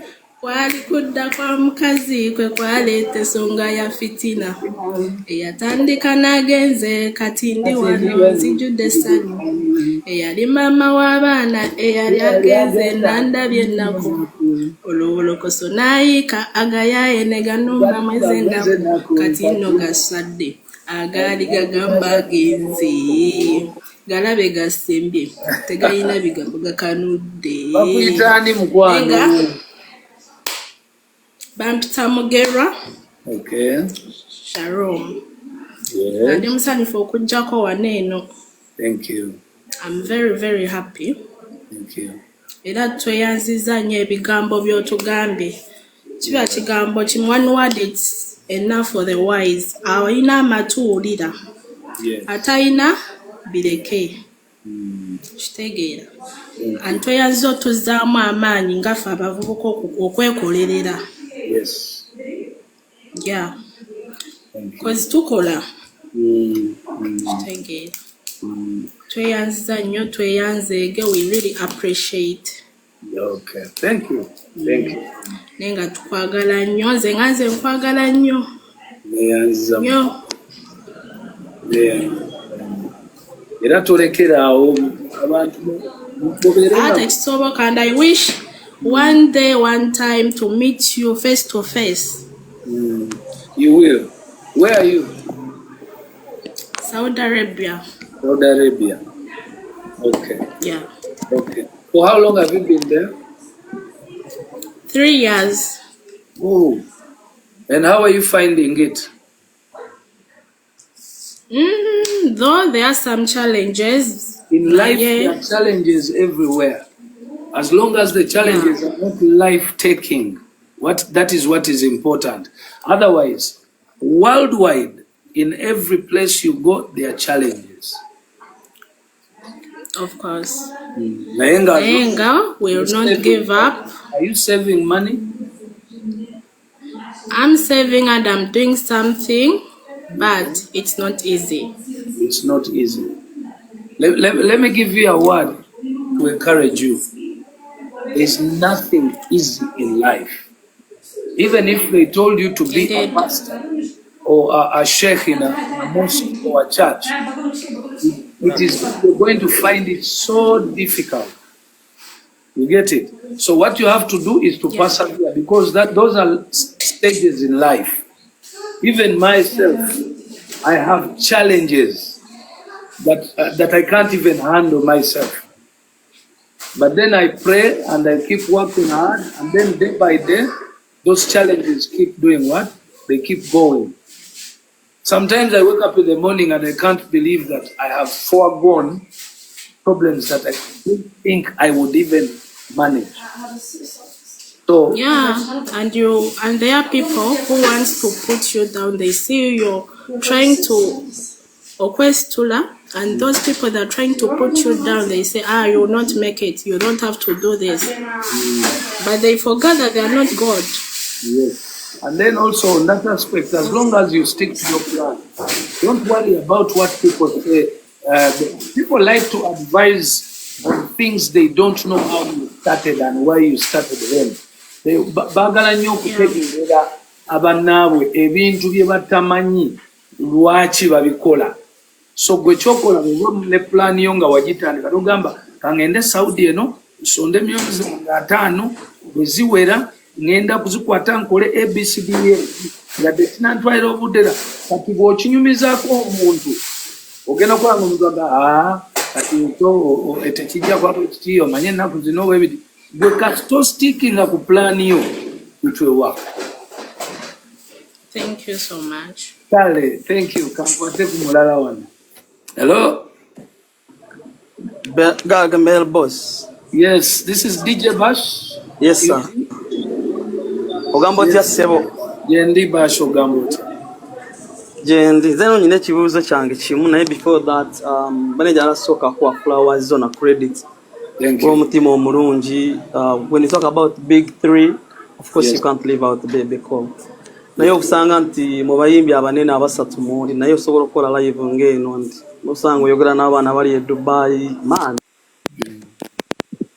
So ngoba mutima mulungi nnyo nze ekintu kyange kya music, it's not just about me.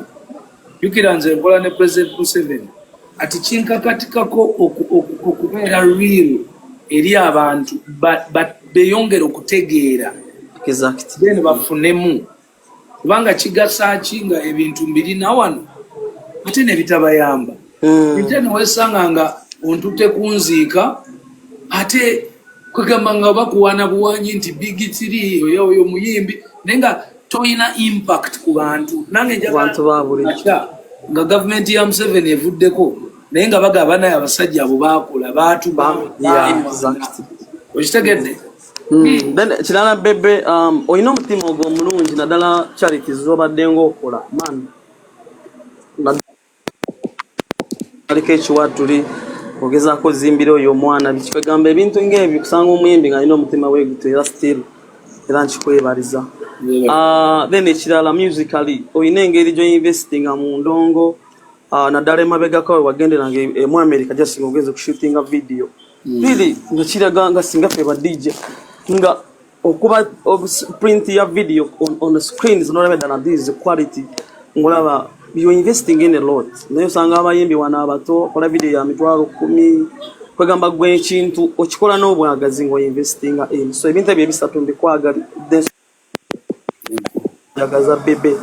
Then ekibuzo kyange kiri nti bwekitunulira Bebe bwekitunulira music industry wa Uganda around 2015 2016 Kenzo yaletera BET gwe mwenyene wayimbiranga ku stage South Africa stage yaliko Mandela no yimba simanya was born in Africa.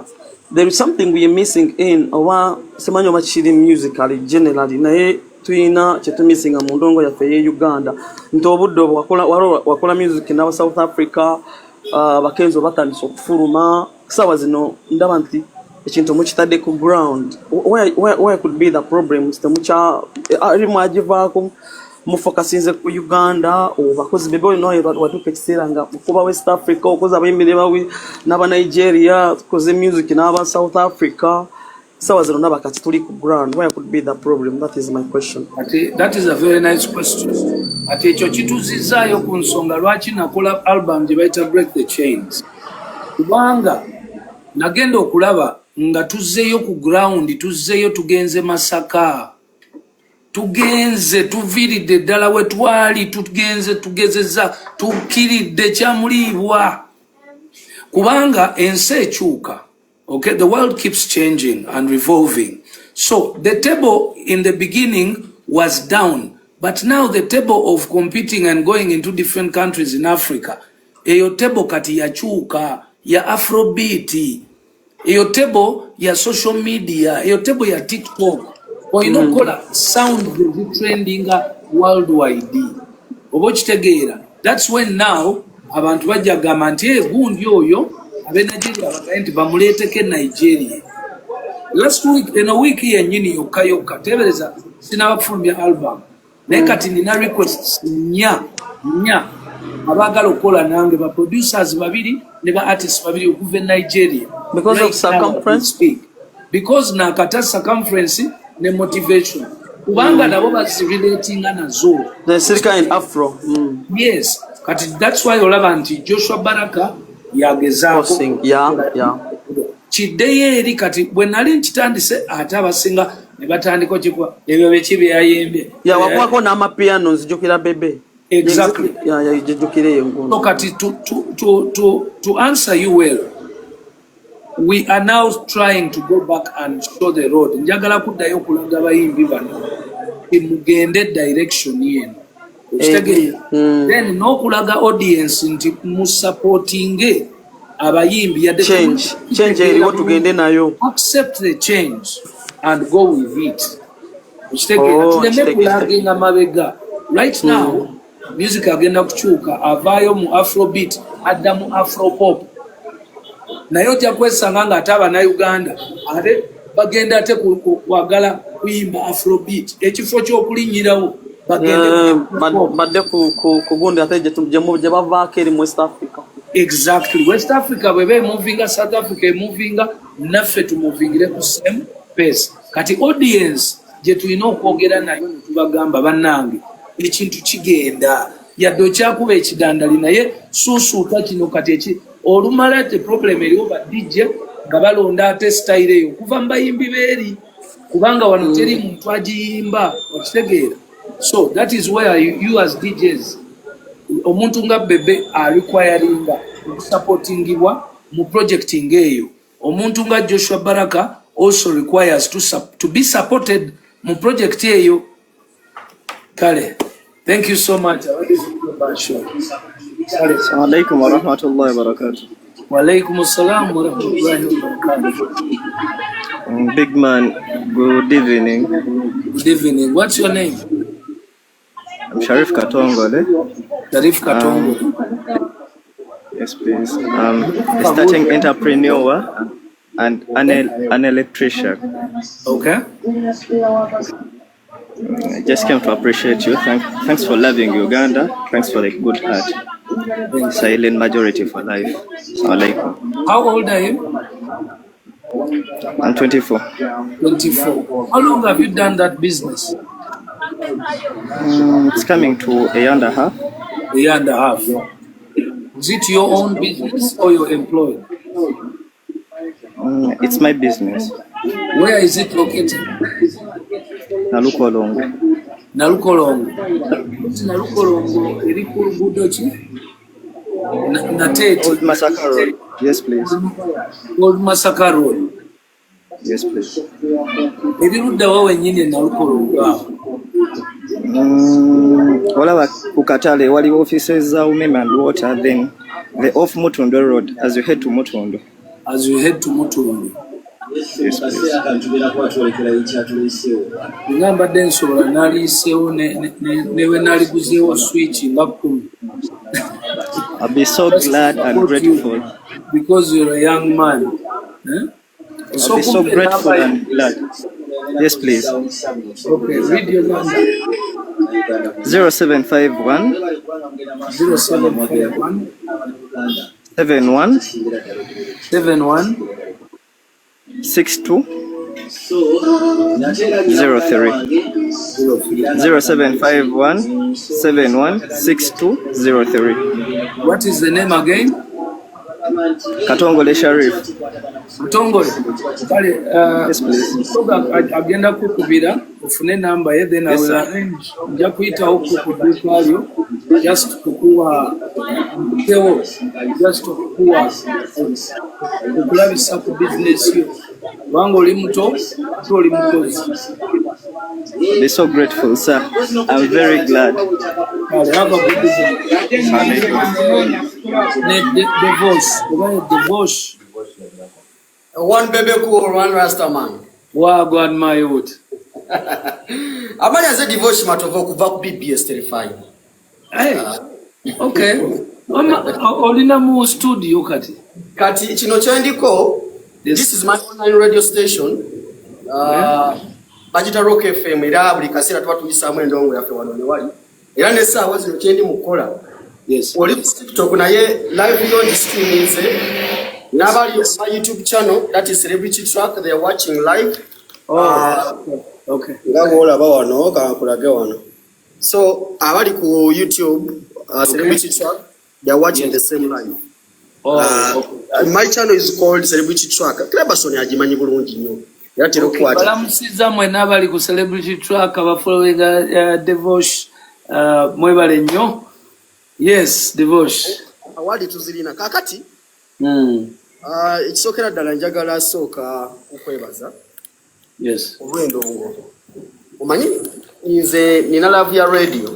That's why I did this online radio. Ebiseera ebisinga nga nakava ku university nasabanga emirimu ku radio nga tebankulu. Nengamba oli walumu ati sikankole ekyange.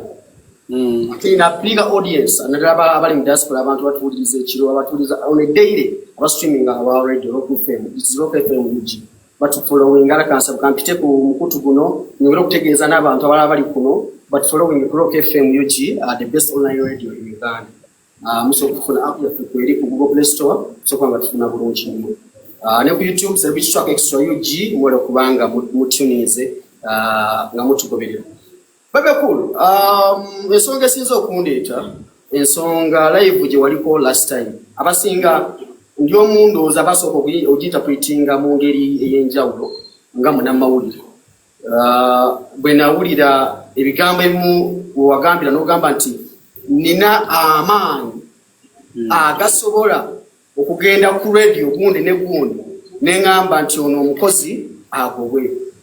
Era naye ne mukyali wange nga nzira waka neŋŋamba wala kisitategedde naye mutima mbadde nsaba omukulu ona n'akomawo ati sifuna akakisa mubuuze. Obuyinza bw'okozesa bigambo by'okozesa n'okugamba nti gusobolekera ku makya nti nga Bebe Pool Moses Sali no ordaringa radio so and so nega nti ono omukozi mumuyimirize because of olw'ensonga eno n'eno. Bwenga ku Bebe Pool because bw'oyimiriza omuntu oyo ayinza okuba nga takkirizaganya naawe ku byokola, takkirizaganya na kibiina ky'owagira, takkirizaganya naawe mu ndowooza. Ayinza okuba nga ne music wo either tamuzannya. Naye ng'omuyimbi omu bw'oggisaako ono omuntu ku mukutu ogwa radio oba TV. Nkimanyi nti bananyini emikutu gye tukolera abantu nga bwe bawuliriza era bw'oyogera ekintu ebiseera ebisinga bakiwulira. Anti otandise okweddamu. Nedda mpuliriza njagala tubeere ku line yamu. Nyinza okuba nga neddamu naye nga ekyamazima kiri nti njatuke point eri. Anti mbadde gyangende ku kibuuzo kyo. Omwana ono gw'ogamba nti ave ku mukutu guno olw'okuba gw'olina obuyinza aba asigaddewa. Omuntu abanga yayokana naawe mu ndowooza. Kansooke nkuddemu. Omwana oyo ali ku mukutu gwa TV ne radio. Bw'abaddidde erinnya lya Bebe Cool, bizinesi ya Bebe Cool gye bayita Bebe Cool, n'agikwata n'agivulunga neba nga tejja kuddamu kufuna ssente olw'okuba agifutyanse, agikulubudde, agiddugazizza nga Bebe Cool mwabadde ajja ssente eziriisa abaana. ezibasomesa ku ssomero. Obadde oyagala Bebe Cool akola atya gwe soko advising Bebe Cool ndyoke nkudde ku mbeera eyo ng'oyo omwana abadde ku TV nga bw'oli oba ku radio nga omulimu gwakola ye kutta brand ya Bebe Cool ku making sure nti akyayibwa music we mu byamuvume oyo presenter amuvume nkya n'eggulo naye nga presenter oyo amuvumira ku TV oba radio eyamukwano gwa Bebe Cool gwe walikoze ekyawo bw'oba Bebe Cool. Yes, nange ng'omuntu nsobola okukkiriza nti mu side yamukinyigiriza. Saagala obeere double footed. Njagala ogambe answer yo kubanga question yo eyagala answer emu. Yes, I do believe. Ati nkudda mukama wange. Omuntu yenna bw'onyigiriza nnyo ennyindo ogireeta omusaayi. Naye wali ebiseera ebisinga sagala oyite mu ngero. Mbadde sagala oyite mu ngero. Devosh bw'obanga ogenda okwogera ne Bebe Cool olina okubanga osobola okuyimirira ku magulu g'abiri n'amazima. Nkubuuzizza ekibuuzo kimu. Ombuuzizza nti nno olw'okuba nina amaanyi nti nsobola okukubira nannyini radio ne muga nti ono presenter bw'ati mugobe nti naaliwulidde ntya nze nenkubuuza nga sinaba kuddamu ti singa presenter oyo abadde avuma erinnya lyange enkya n'eggulu n'alyonoona n'alifutyanka nentuka ku level nti n'abagenda okumpa ebivulu tebakyabimpa kubanga babirivinga presenter oyo buli lunaku akeera ku makya nansiiga ettaka corporate companies ne ziba nga tezikyaswa kumpita nga sikyaswa kulabirira abaana bange naye nga radio kwabikolera ya mukwano gwange kati kaŋŋambe nti gwe Bebe Cool mbadde njagala mu maaso g'abantu bano bonna abalaba otubuulire gwe kikyo walikoze waliyongedde mu maaso n'omukubira mu ngalo oba kiki gwe just genda ku answer. Okay, ekyamazima kiri nti nange nsobola okukola step nga gye wakola. Devosh oga nti nsobola. Yes. Either ga nti naalikoze kino. Yes, naalikikoze. Ekiki ekyokugenda ku station nenjogera n'abakulu abavunaanyizibwa ku mwana oyo. Bebe Cool, do you give a second chance? Tomazeeyo Devosh malayo statement. Noyogera n'abakulu. Yes, bamuwumuza because ekintu ekisukka kyaffectinga ne station yo nga yo. Naffe tukimanyi buli wokera ku makya papa Misa kimukwano gwange wali omuntu yakiranga amasimu ng'akuba ku radio ng'amuvuma n'onaku yamukwata nali musanyufu nnyo era nange ekintu bwekisussa station yaddemba okuyimiriza olw'okuwulira omulanga gw'oyo omuntu gw'onyigiriza because station tejja kufiirwa bantu. Awo nkuzeemu amaanyi gange mansobola okugakozesa yes or no? Amaanyi ogakozesa nedda njagala onzikirize nti awo oba okkirizibwa okugakozesa. Amaanyi okkirizibwa okugakozesa. But Bebe Cool, do you stand to be criticized in any way? Ate lwaki omujje Divorce nja kuba musanyufu ng'okomyewo but that njagala nnyo omuntu ajje ng'ali willing okubeera open ku answers kubanga mugenda ne mu judging abantu nga temutegedde gist ya issue gye beevudde. You totally have been witnessing ate lwakuba nti kati tujja kwesanga nga lwakuba yakireetedde mu mukozi wa radio oba wa TV naye wali mu mboozi eri kyabadde ku ky'abayimbi kansubire nti wanaabayo omulala najja n'akibuuza mu status y'abayimbi naye bw'olaba Divorce ng'akomyewo jjamuzi. In the meantime nina wano King Musa. Mzee, salamu alaikum. Alaikum salam. Nze ndi wawaka nnyo. Mulo. Ndi wawaka nnyo. Alani nkuze naabo just njagadde kubongako.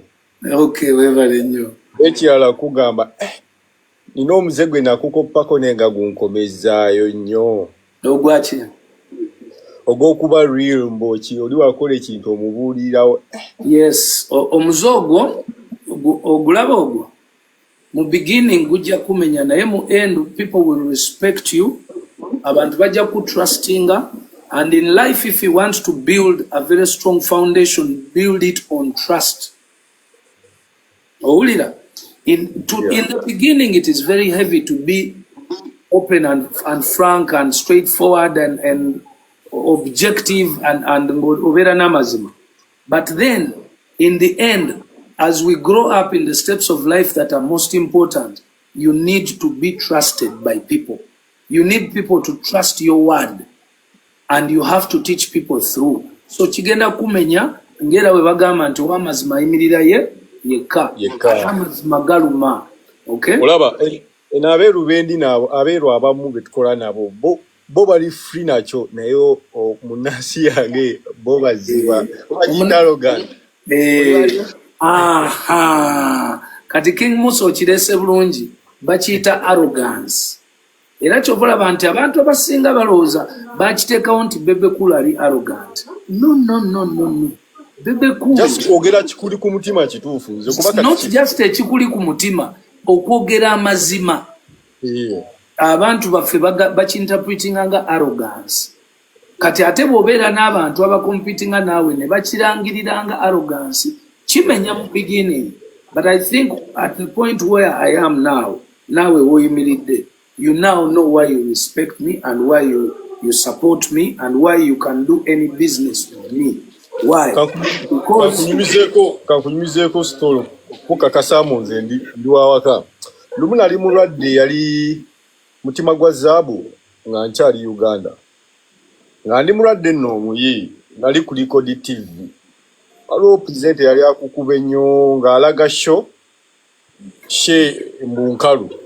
Nkubuulire rasta nayimuka nga we nali nga nfa nengamba ati sita ngende ntule mu katebe babale emitwe twala wallahi thank you nimuka nengamba kantule mu katebe tetujja kuswala naye twatuka abantu baliyo bangi natuko nengamba oba nzijidde naki kuba ekituufu abantu bo weebali kituufu naye akasajja katukuka ku yawo bubi. Ezo zentale ezibeerawo kale King akuleke devotion akomyewo kamalize ekibuuzo kye bulungi. Kale Rasta kale devotion Rasta omanyize nkwagala nnyo gemazima. Music nze njagala nnyo music bulungi and bwe ntunuulira Break the Chains album tujesunze era nga bana Uganda tujesunze abamu abagala good music. Tudde ku nsonga eri ekyamazima kiri nti nga bw'oyogedde omuntu yenna bw'anyiiga ekintu ekisukka beera straight omugambirawo. Naye mu kaseera wakati nga Bebe Cool tukumanyi ng'omuntu ow'ekisa, omuntu asobola okuddiramu omuntu. Bebe Cool nkakasa nti bw'osituka n'ogenda ku station katugambe ba CBS oba BBS n'oyogera n'abakulu ne bakutuuza nze njagala nnyo otuule n'omwana oyo boti kubanga kasaffe ebiseera ebisinga omuzindalo gwo tugutunulako oluusi oyogera nga tewali akulina mu lumu ng'oli wekka naye olunaku lw'olitula mu maaso ga Bebe Cool n'akubuuza nti nakukola ki olimanya amazima amatuufu. Do you give a chance omuntu oyo nga akoze ekintu ekibi ati sogamba njagala ndabe kavubuka akabeera kandeekanira divorce enakuddamu bwenzi. I respect you and the fact that you're on this channel, but I want you to know whose channel you're on. You're on a channel of Bebe Cool, a celebrity. There is one Bebe Cool in the world. Omanyi ba presenters bameka bobo ino ogenda okulaba mu nsi okunnyonnyola okubabuuza lwaki onjogerako bwoti. That is a precedence that cannot happen. That is a precedence that cannot happen. Because celebrity tasobola kuvaayo agende yennyonnyoleko into kati ngenda ku example today ku social media ya leero oba ogenda kwennyonnyolako ku bantu bameka. Byonna byolina okukola oba olina bivaako kati okerenga ku makya kubala nti kati ngenda wa Junior kati ngenda wa Gundi mubuuze lwaki otonjagala. Ekyo kijjawa mu nsi. So don't misunderstand this issue. Issue enebeera bweti.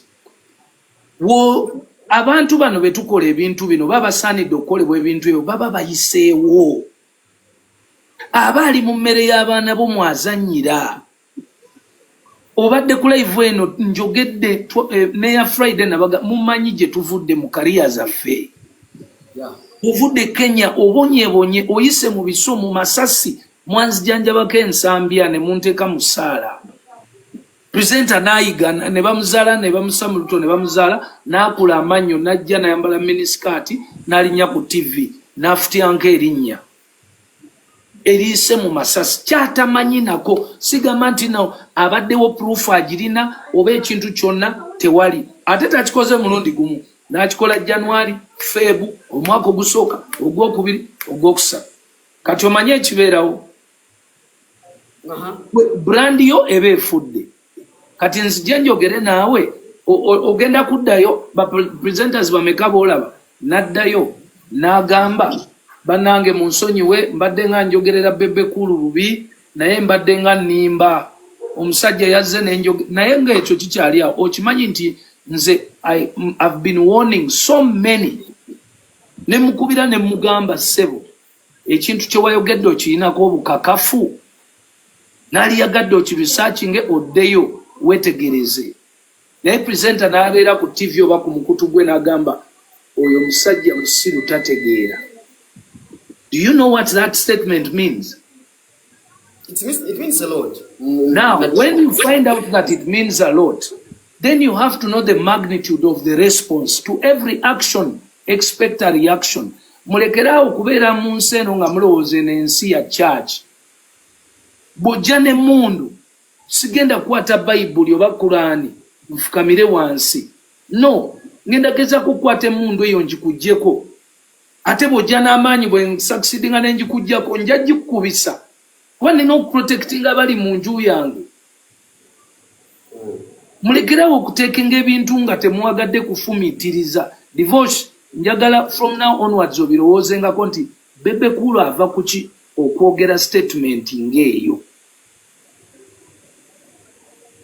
Saagala kwogera linnya erya presenter omu. Naye presenter oyo yafuna obuzibu bw'amaanyi nnyo. Paka we natuuka ne tumala ne tusonda file neewera bweti. Era mu kamwa ke temusobola kuvaamu kigambo kye bayita Bebe Cool. Kubanga kye namukola nsobola okumukyajinga n'akawumbi. Ogwo omusango gye guli. Naye ng'ate mwana muto nnyo kye nakola ne mugamba saagala kuddayo kulaba ku radio as a punishment. Ekifo ky'okusaba akawumbi kasite kooti yiino olabye fayiro bakugambye yiye kutudde bakusanctionize kati nze nkulese naye gwe ky'oba okola toddamu kukola ku radio. Naye alaba obulumi kubanga Omunnayuganda ye muntu alowooza nti ye abeera takwatibwako. Divorce awo wootudde awo olumya abantu naye temumanyi pain gye mutadde ku bantu abatalina ku bwogerero. Nookera ku makya n'ossaawo ekiboozibozi ku muntu n'oyonoonera omuntu family. Osanga omuwala baali badde bamuwasa baali badde bamwagala naye nga gw'olina ekiboozi kye watandika. Oluusi omuntu akugambye kitandika akuwaddeyo emitwalo 10 oyonoona kaliya y'omuntu gy'olabidde ddala ng'azimba. Really divorce si Bebe Cool gwe walibuziza question ng'eyo. Erinnya Bebe Cool lyali badde nti mwalikutte ba presenters ne mbagamba ne mubeere careful. Kubanga kati olaba divorce bwe mukola ku stations zino omuntu waba akusuuwinga asuuwinga ne station. Kati nannyini station kyakola ekisooka okusanyusa ono asuuwinga asooka ggoba ggwe n'akugjawo si bwe kiri. So kati ekyo in relation to kiri kye nayogedde ekyabayimbi. Okay?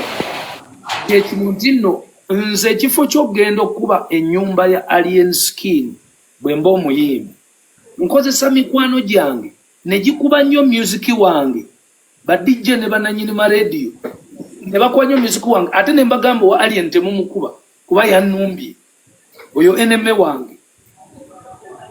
Oba ntegeera? Nkitegeera.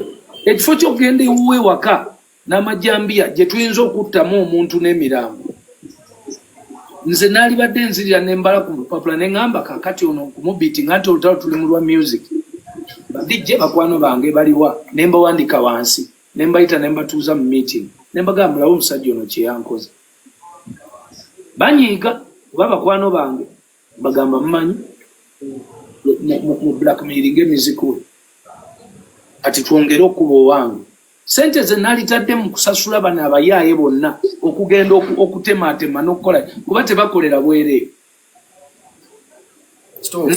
oba ontegedde. So that is the context in which I said what I said. Katono ya Bebe Cool. Gapo eriwo wakati w'abayimbi ne ba radio and TV presenters ne ba DJ. Ebisere bisinga twesanze nnyo nga tuli mu kusika omuguwa. Tuyinza kukola tutya because industry eno girabye okuva gyetandise n'okutuuka wano tuli. Waffe na tulina okubanga tutambula bwe tuti. Tuli balongo omuwaswa omu kato. Tulina okutambula ffenna. Tuyinza kukola tutya okuleka tutambulira ku page y'emu. First and foremost, okutambula ffenna tulina okumanya, are we in business, all of us? Because divorce, some of us are not in business. Some of the people within us are not in business. They are looking. Some are looking for a name just. Some are in business looking for money. Some are in the business looking for girls. So it's very difficult to okubeera kuki kuleni yemu. Then also we no kumanya nti okubeera kuleni yemu mwetaaga okubeera ne understanding yemu, which is very difficult. Some of our colleagues are not as educated as the others. Then lastly, in our country, we have had a problem of political interference into people's understandings.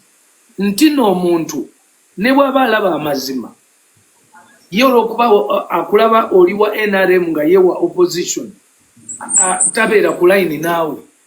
Kati yayinza okuba DJ, ayinza okuba radio presenter, ne yeerabira n'okwerabira nti olw'okuba supportinga Nuupu nga radio presenter agenda okwogera ekigambo ekibi ku Bebe Cool owa NRM. Ekigambo ekyo kimugobetse ku mulimu, kubanga Bebe Cool bw'anaaba asuwinga ajja kusuwinga oyo ne radio kyenaakola ejja kwegobako oyo etekewo nti munnaye ffe ebyo ebigambo byabadde byoli muganda waffe ffe tusonyiwe oyo tumugobye ate nze nawulira nti bakugobye nga nze mpowa radio lwaki ngisuwinga.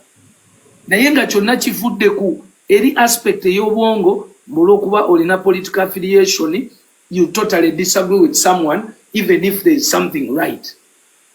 I understand. Yes. So we have to tulina okuddayo ku nnono ey'okufumiitiriza. Okay? Tumanyi nti nno time ejja kutuuka nga kati kino kye political. Kati already ffe tumanyi one day Museveni tajja kuba president. Okay? Naye ekyo tekiŋŋaana we wanaabaawo omukulembeze omulala bwe mba simwagala nga nsirikanga ngenda nga nkola mirimu gyange. As simple as that. Okay. Bebe Cool nazo okubeerako wano naawe okubeerako naawe nja kwogerako ndowooza ne Musogo ono oba ne Kiebasoni tufunemu at least akaseera newe n'aba kusinkanyeko tweko ensonga ezimu ze tuwayaamu naye nga mpita wano nga sinaba kuvaawo eno station yaffe ngaffe nga ŋŋanzi ne mu setting up something good ekigenda okubanga newanga at times nfuna emails okuvamba Nigeria bagala playing music wabata abasinga tebanakitegeera. Abantu bawuliriza streaming mainstream bagiwuliriza n'ennaku zino abantu ab'ebweru bawuliriza online streaming.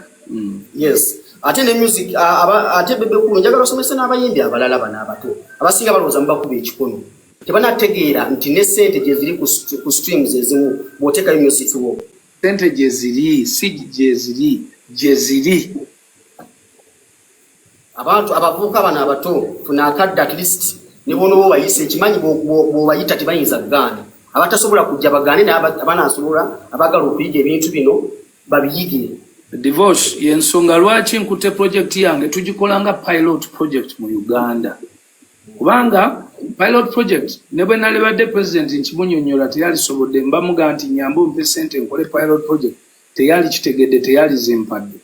kwe kusobola okukwata sente zange nziteekemu mu pilot project. Kati pilot project eno nsaba Katonda etukolere. Bwe tukolera tujja kudda buzima bega tutambulire mu footsteps ezo.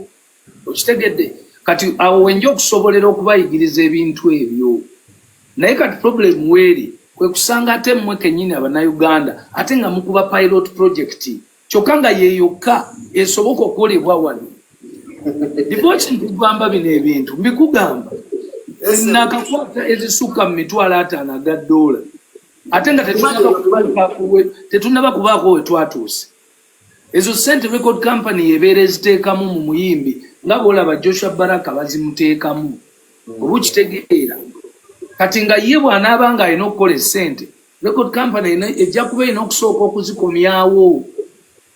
Naye kati nze singa album eyo kukolako ennyimba 2 oba 3 mu myaka 3 ejijja, then album ejja kuba successful. Today mabega tugambe nti Bushington kiki ekyali ekigendererwa kye kitegeeza kino kye kituufu ekyokukola ki ekyokukola.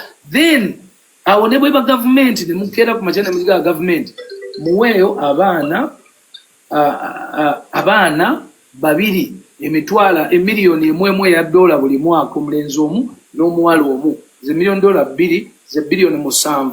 Tukolenga y'abayimbi 2 every year Abannayuganda worldwide kubanga $1 million zimala okutunda artist worldwide. Kati nga bwe gambe sawa zino nti ndi mu half of $1 million na investing amweno album gye mugenda okuwulira nayo ojja kwesanga na instead of focusing on the kutoke lyennyini olyaga zafude ndabye omuku ndabye Kasuku era eno message egende yewe ndabye Kasuku nga ali mocking a bush ibatwata bush bajja munyiga in the intensity batandika waliwo batandika ekibuuzo nti anziba sente mbu lwaki ogenda South Africa okuba ebifaananyi nga wana ebifaananyi basobola okubikola.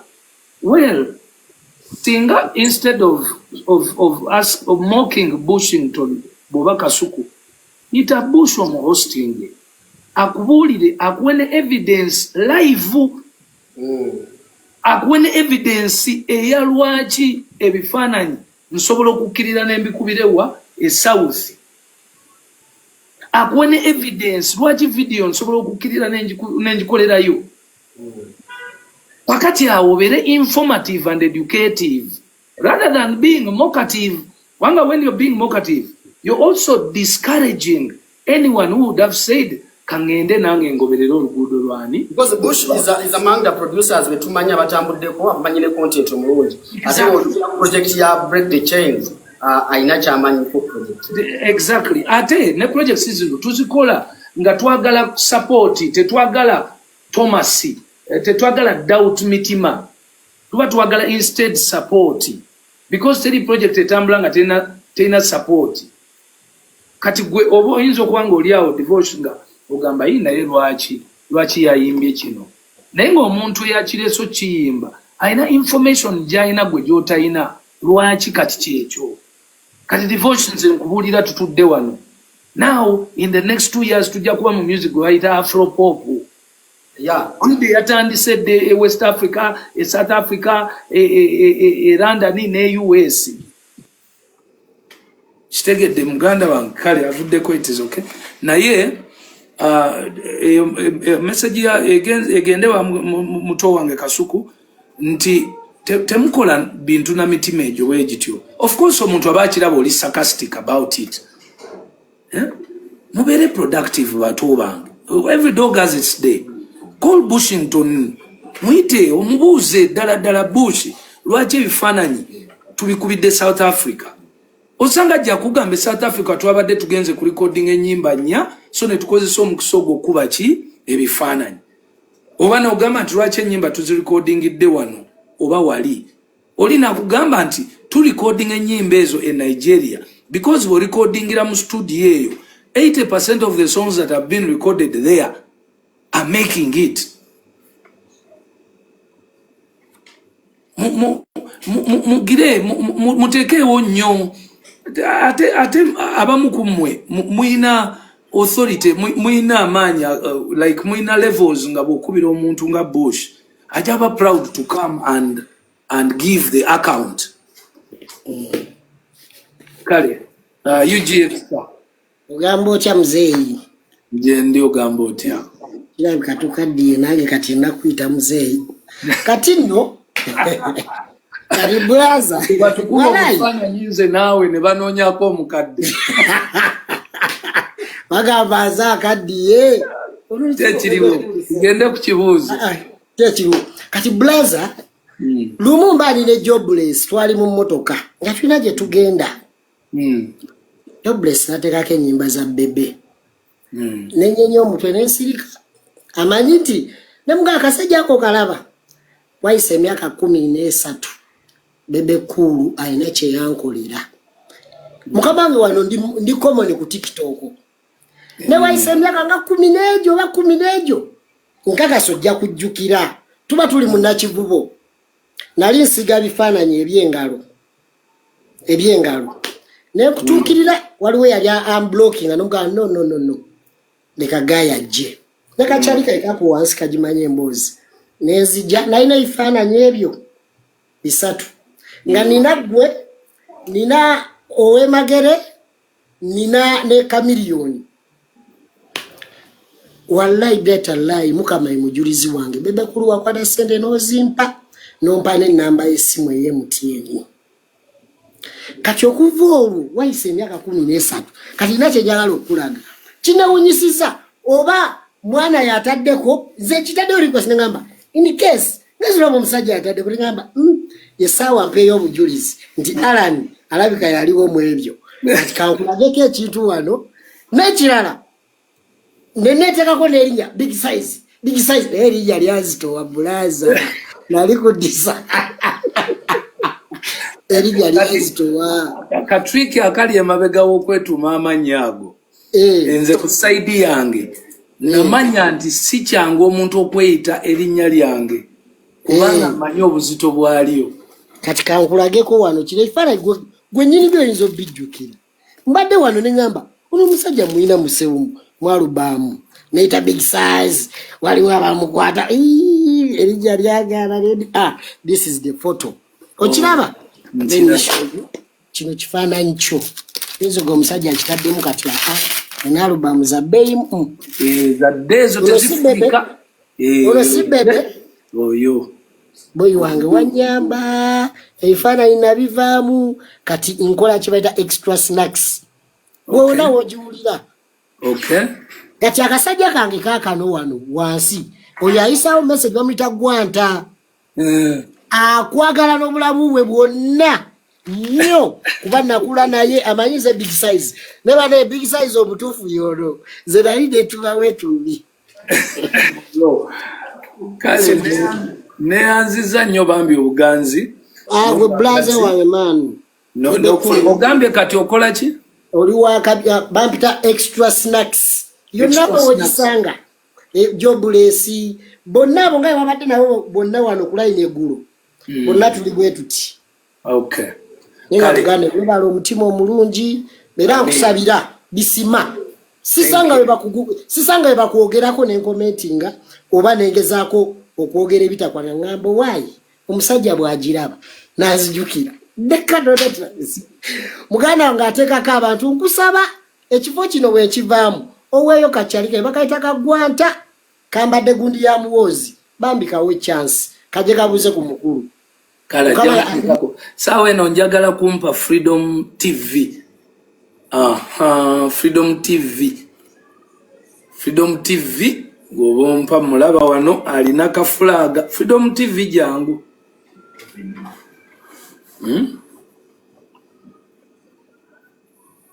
Freedom TV CTV ya Bobby eno. Kambo cha mkama wangi. Freedom TV goyogera. Teka kechfana ni. Ngenzo gana isi bawulira. Muri kiriya je baliko mu big size. Je baliko na teka ko kamera. Ndeyo kamera. Teka tu. Ne wano twino kulaba. Ne wano nsobola okwogera kwa byengendo okwogera bya dakika 2 nange. Kozi nkwagala nnyo TV take a call. Don't take Bebe Kulu. Big say don't take a home take because Gambia yaga kwogera ko nange. Nange ndagala kugamba ebyange ngende. Naye kati obuzibu we buvaawo. Gwe lwaki jukiro oli mukodume wange muko njagala onteke mu ekitibwa muko.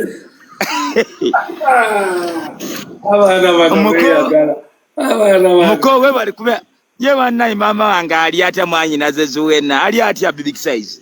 Mulungi ekikyo kanti omwanyi naze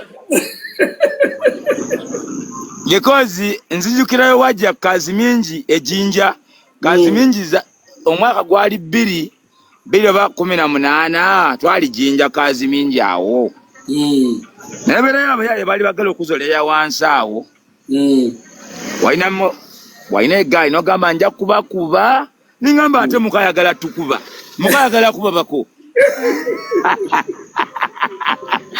natya nnyo ningamba ningamba lakuba nti nze big size waliwo ebirala bento kwatagana naye naye musicale baide kankubuli nali mpagira Bebe Kulu kuvanga nkyali mwana muto nga tukyayimba ne bawumalike kujinja SS nga tukyali baana bato nga twagala Bebe Kulu nayagala nganye style zo wabula waliwo ebirala biwagendamu ate ntabitegeera bulungi kyanyiza nyo ningamba naye muko nze nkwa respecters muko naye ate ebirala ningamba ebirala oba kiki nimbireka naye omuntu yenonyeza obulamu bw'ensi n'abeerawo ng'omuntu ningamba ayinza okuba alina ebirala tujja bigendamu kati omuntu alaba fulaga yakyagulanya atiirawo agamba ati aze kusabula nedda sobola sabula mukodome wange Uganda omuntu asobola owagira omuntu gw'ayagala even Bebe Kulu you have a right to support gw'oyagala you have a right kati kyebayita democracy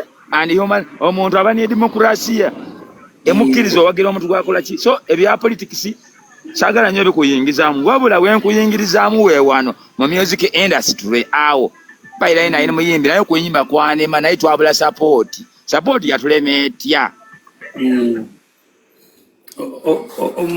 ogamba nti mwe support mu music yabalema etya okufuna hello obacha badategeeza audio we avuddeko naye Freedom TV ndi musanyufu nnyo webale nnyo okuba n'oyogera bw'otyo nze nsuubira nti ekyo kye tulina okukola nze nsuubira nti Freedom TV oli ku ground olabeka olina jinja naye oli muwagizi wa Bobby naye ozze ku live ya Bebe tokozeseza bigambo bikyafu to disrespectinze decision yange wagira Museveni nange mbadde bwenkutaddeyo mbadde nkiraba nti no en Freedom TV nga ne flag njiraba ya Bobby ensi bwetyo bwena okutambula ekyo kye tubagamba so si kujja kulimirira music wange n'omulimirira mbu mubi olw'okuba nga mpagira Museveni no era kati oyo omuko wuuyo yakwegambidde kati ekyo kye tugezaako okubagamba nti there is a better way to pass your information mwali badde mwatukwana na bukwanyi niweebuuza lwaki abayimbi bana bawagira Museveni lwaki tebatuwagira n'omukwana nga muyimbi nojja n'omutuulirira kuba omumanyi munene akugattako kinene golaba Museveni fe atukubira amasimu kuba kimanyi tumugattako kinene otherwise yali badde kale tumunoonya naye naye abeerayo omulundi gumu mwaka oba myaka 2 nakubira kasimu akulage nti naye asobola okunoonya nti olina ky'omugattako naye gwe ssebo n'osimbulira mu kuvuma kuzalawa mu baboole that's boga agakatona mugulu temulina gye mulagana statement eyo ya mu baboole kyovulaba nti nze ebyo era nsanyusiza nnyo oyo Freedom TV kankusabire byonna bikutambulire bulungi tulina olwa democracy tulina okwawukana mu ndowooza ekyo Katonda that's why fenna tuva mu mbuto za njawulo ne tuli emmere za njawulo ne tukuzibwa mu environments za njawulo mama wo bw'akola ennyo n'afuna ssente mama wo oli n'atakola nnyo n'atafuna ssente tukulira mu bulamu bwa njawulo, so kitegeeza ensi tugitegeera bwawufu. So munno bw'abanga supporting nze idea ndala nga naawe supporting andala, mukome ku ideas mu reasoning, temuleetamu bukyayi, temuleetamu mawanga, temuleetamu njawukana zigenda kutemaganya bantu kwetematema. Nze bukyanga mujja mwenna ku live ya leero buli muntu yenna aliko. Mwe temwewunya abantu ababadde batandise ebiboozibozi, lwaki tuli wano tubalinze, yenna yabadde yatandise ebiboozibozi tubalinze, mbalinze, olulaba page njagala kumuteekako, kyokka tebajja kubuuza bibuuzo, ate olumala nga ba misdirecting abantu. Oba kitegeera. Anyway, kangendeko ow'omulala ndabawo wano mama Bebe Debbie. Uncle Bebe jebale kusebo. Kale nyabo nawe jebale. Nsanyusa okubeerako wano naawe bannange, ndi fan wo super fan.